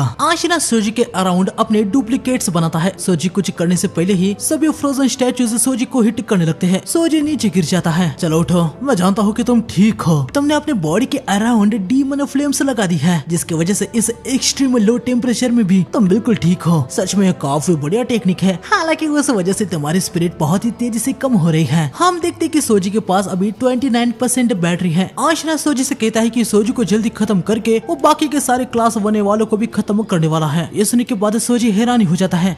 अभी क्या कहा उसने? वो अपनी मर्जी से घोस्ट अकाउंट बना है, यकीनन उसको ये सब करने में कोई भी दिक्कत नहीं होगी। आशिना, आखिर तुम इतने बेवकूफ कैसे हो सकते हो? आशिना अभी हमारा इनिमी है, हमें उसे एक्सोसिस्ट करना होगा। आशिना का अकाउंट के को फॉलो कर रहा है। इंटेलिजेंस डिवीजन वाले के रिलेटेड होने वाली हर एक चीज पे ध्यान रखते हैं। इसका मतलब ये है कि आशिना कुछ देर पहले ही डेड हुआ है। उसने पहले से सोच लिया था कि वो हम सबको मार देगा। हम यहाँ पर ऐसे बैठ नहीं सकते, हमें कुछ करना होगा। लेकिन हमारे पास तो बहुत ही कम स्पिरिट पावर है, अब हम क्या ही कर लेंगे? ये सभी कुछ समझ नहीं पा रहे होती कि अब ये क्या करे। तुम उन सबको मारने वाले हो, यहाँ तक क्लास 1A अपने फ्रेंड्स को भी। अरे कभी कोई फ्रेंड्स नहीं थे। एक आर्टिस्ट हमेशा ही सोलो रास्ते पे चलता है, वैसे भी वो सभी बेकार है, लेकिन उन सबसे भी बेकार तुम हो एनिशिरो। सोजी को काफी ज्यादा गुस्सा आ गया होता है। वो अपने फ्लेम्स फॉलिंग फ्रॉम हेवन से आशिना पे हमला कर देता है। मेरे से ऊपर उड़ने की हिम्मत है। आशिना कार्टन ऑफ डेथ आई से सोजी के एक पैर को फ्रोज कर देता है। सोजी हैरानी हो जाता है कि उसका ओनिपियन वैनिश हो चुका है। सोजी अपने दूसरे पैर से अटैक करने लगता है, लेकिन आशिना चेन्स ऑफ डेथ आई से सोजी को पकड़ लेता है। सोजी के दूसरे पैर के भी फ्लेम से बुझ जाती है। आगे आशिना भाई सोजी को जोर से पटकने लगता है। काफी ज्यादा सोजी को हिट करने के बाद वो उसे नीचे फेंक देता है। हालांकि सोजी को उससे कुछ भी नहीं हुआ होता। सोजी अपने फ्लेम्स को निकालता है, लेकिन अचानक से ही वो बुझ जाती है। सोजी की बैटरी खत्म नहीं हुई होती। ये एक्सट्रीम कोल्ड शट डाउन होता है। एक्सट्रीमली लो टेम्परेचर में मोबाइल की वोल्टेज रिड्यूस हो जाती है, उस वजह से मोबाइल बंद हो जाता है। हम देखते कि सोजी का डिमोनिक फ्लेम बैरियर भी हट जाता है। सोजी को अभी भयंकर ठंड लग रही होती है, वो हिल तक नहीं पा रहा होता। आशिना अभी सोजी को खत्म करने के लिए डेथ आइस से अटैक कर देता है, लेकिन हम देखते कि इमोटो आके बैरियर बना देता है और सोजी को बचा लेता है। माफ करना, आने में थोड़ा लेट हो गया। इमोटो मेरे भाई तुम यहाँ पर आ गए। अरे वो मॉन्स्टर सच में आशिना है क्या? आशिना फेदर डेथ आइस से लगातार अटैक करने लगता है, लेकिन यकीनन बैरियर है तो इनको एक भी हिट नहीं लगता। इमोटो सोजी को बताता है कि यहाँ बाहर की ठंड नहीं आएगी, तो वो जल्दी अपने मोबाइल को वार्म कर ले। सोजी अपने मोबाइल को वार्म करने लगता है। आशिना इमोटो को डराने लगता है कि आखिर कब तक वो अपने बैरियर को बनाए रखेगा। इमोटो भाई फोकस करने लगता है। हमें इमोटो के पास्ट के बारे में दिखाया जाता है, जहाँ पर हमें देखने को मिलता है कि इमोटो के मॉम डैड हमेशा ही झगड़ा करते रहते थे। इमोटो की उनकी आवाजें बहुत ही तकलीफ देती थी। वो सोचता था कि काश ये आवाजें उसे ना आए। एक दिन इमोटो के बाजू वाले रूम का एक म्यूजिशियन इमोटो से कहता है कि उसके घर से भाई बहुत ही ज्यादा आवाजें आती है। ये म्यूजिशियन भी समझ गया होता है कि इमोटो को उससे तकलीफ होती होगी, इसलिए वो उसे एक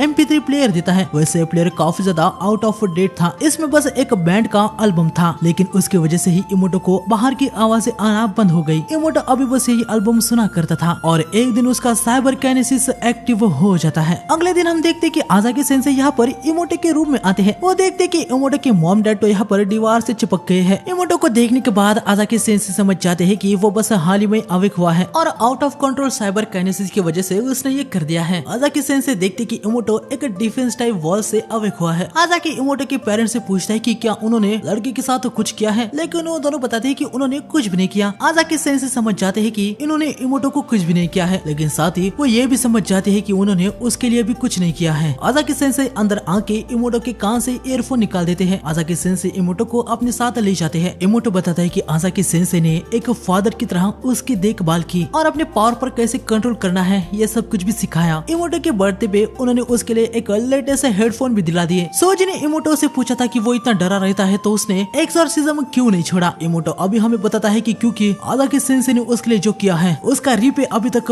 इमोटो ने नहीं किया है। हम देखते कि भाई इमोटो गाने में झूमने लगता है, जिससे उसका फोकस और कॉन्फिडेंस और भी ज्यादा बढ़ जाता है। तब यहाँ पर सोजी का मोबाइल भी चालू हो जाता है। सोजी इमोटो को लेके जंप लगाता है और आके आशिना को अपने ओनिपियन से हिट मार देता है, लेकिन वो बस आशिना का एक डिकॉय यानी क्लोन ही होता है। रियल आशिना आके सोजी पे हमला कर देता है, लेकिन हम देखते हैं कि ग्लू गन आशिना के अटैक को ब्लॉक कर देती है। इसके बाद आशिना पे एक स्लैश भी होता है, जो कि यकीनन वो समझ गया होता है कि ये वागारी का है। हम देखते कि ये सब यहाँ पर आ गए होते हैं। सोजी इनसे पूछता है कि सबके पास तो बैटरी कम थी तो वो यहाँ पर कैसे आ गए। कुकुरो बताता है कि नामेकावा के हिप्नोसिस से सभी को 10 मिनट के लिए बेस्ट नींद मिल गई, जिससे इनके पास अभी थोड़ी बहुत बैटरी चार्ज हो चुकी है। सभी का यहाँ पर आने के लिए शुक्रिया, अब मैं तुम सभी को एक साथ ही खत्म कर सकता हूँ। आशिना अटैक कर देता है। इमोटो बैरियर बना देता है। डरपोक लूजर कहीं क्या, अब तुम मुझे परेशान कर रहे हो। इमोटो तुम कोई भी डरपोक नहीं हो, तुम्हारी वजह से हमें टाइम मिला और हम यहाँ पर आ पाए हैं। अब से तुम्हें कोई भी डरपोक नहीं कहेगा, ठीक है। तभी वागारी क्लास 1B के सामने झुक के माफी मांगने लगता है। वो कहता है कि मैं डिक्लेयर करता हूँ कि क्लास 1A हार चुका है, साथ ही हमारा एक मेंबर किलर बन चुका है, इसलिए मैं कहना चाहता हूँ कि हम क्लास 1A को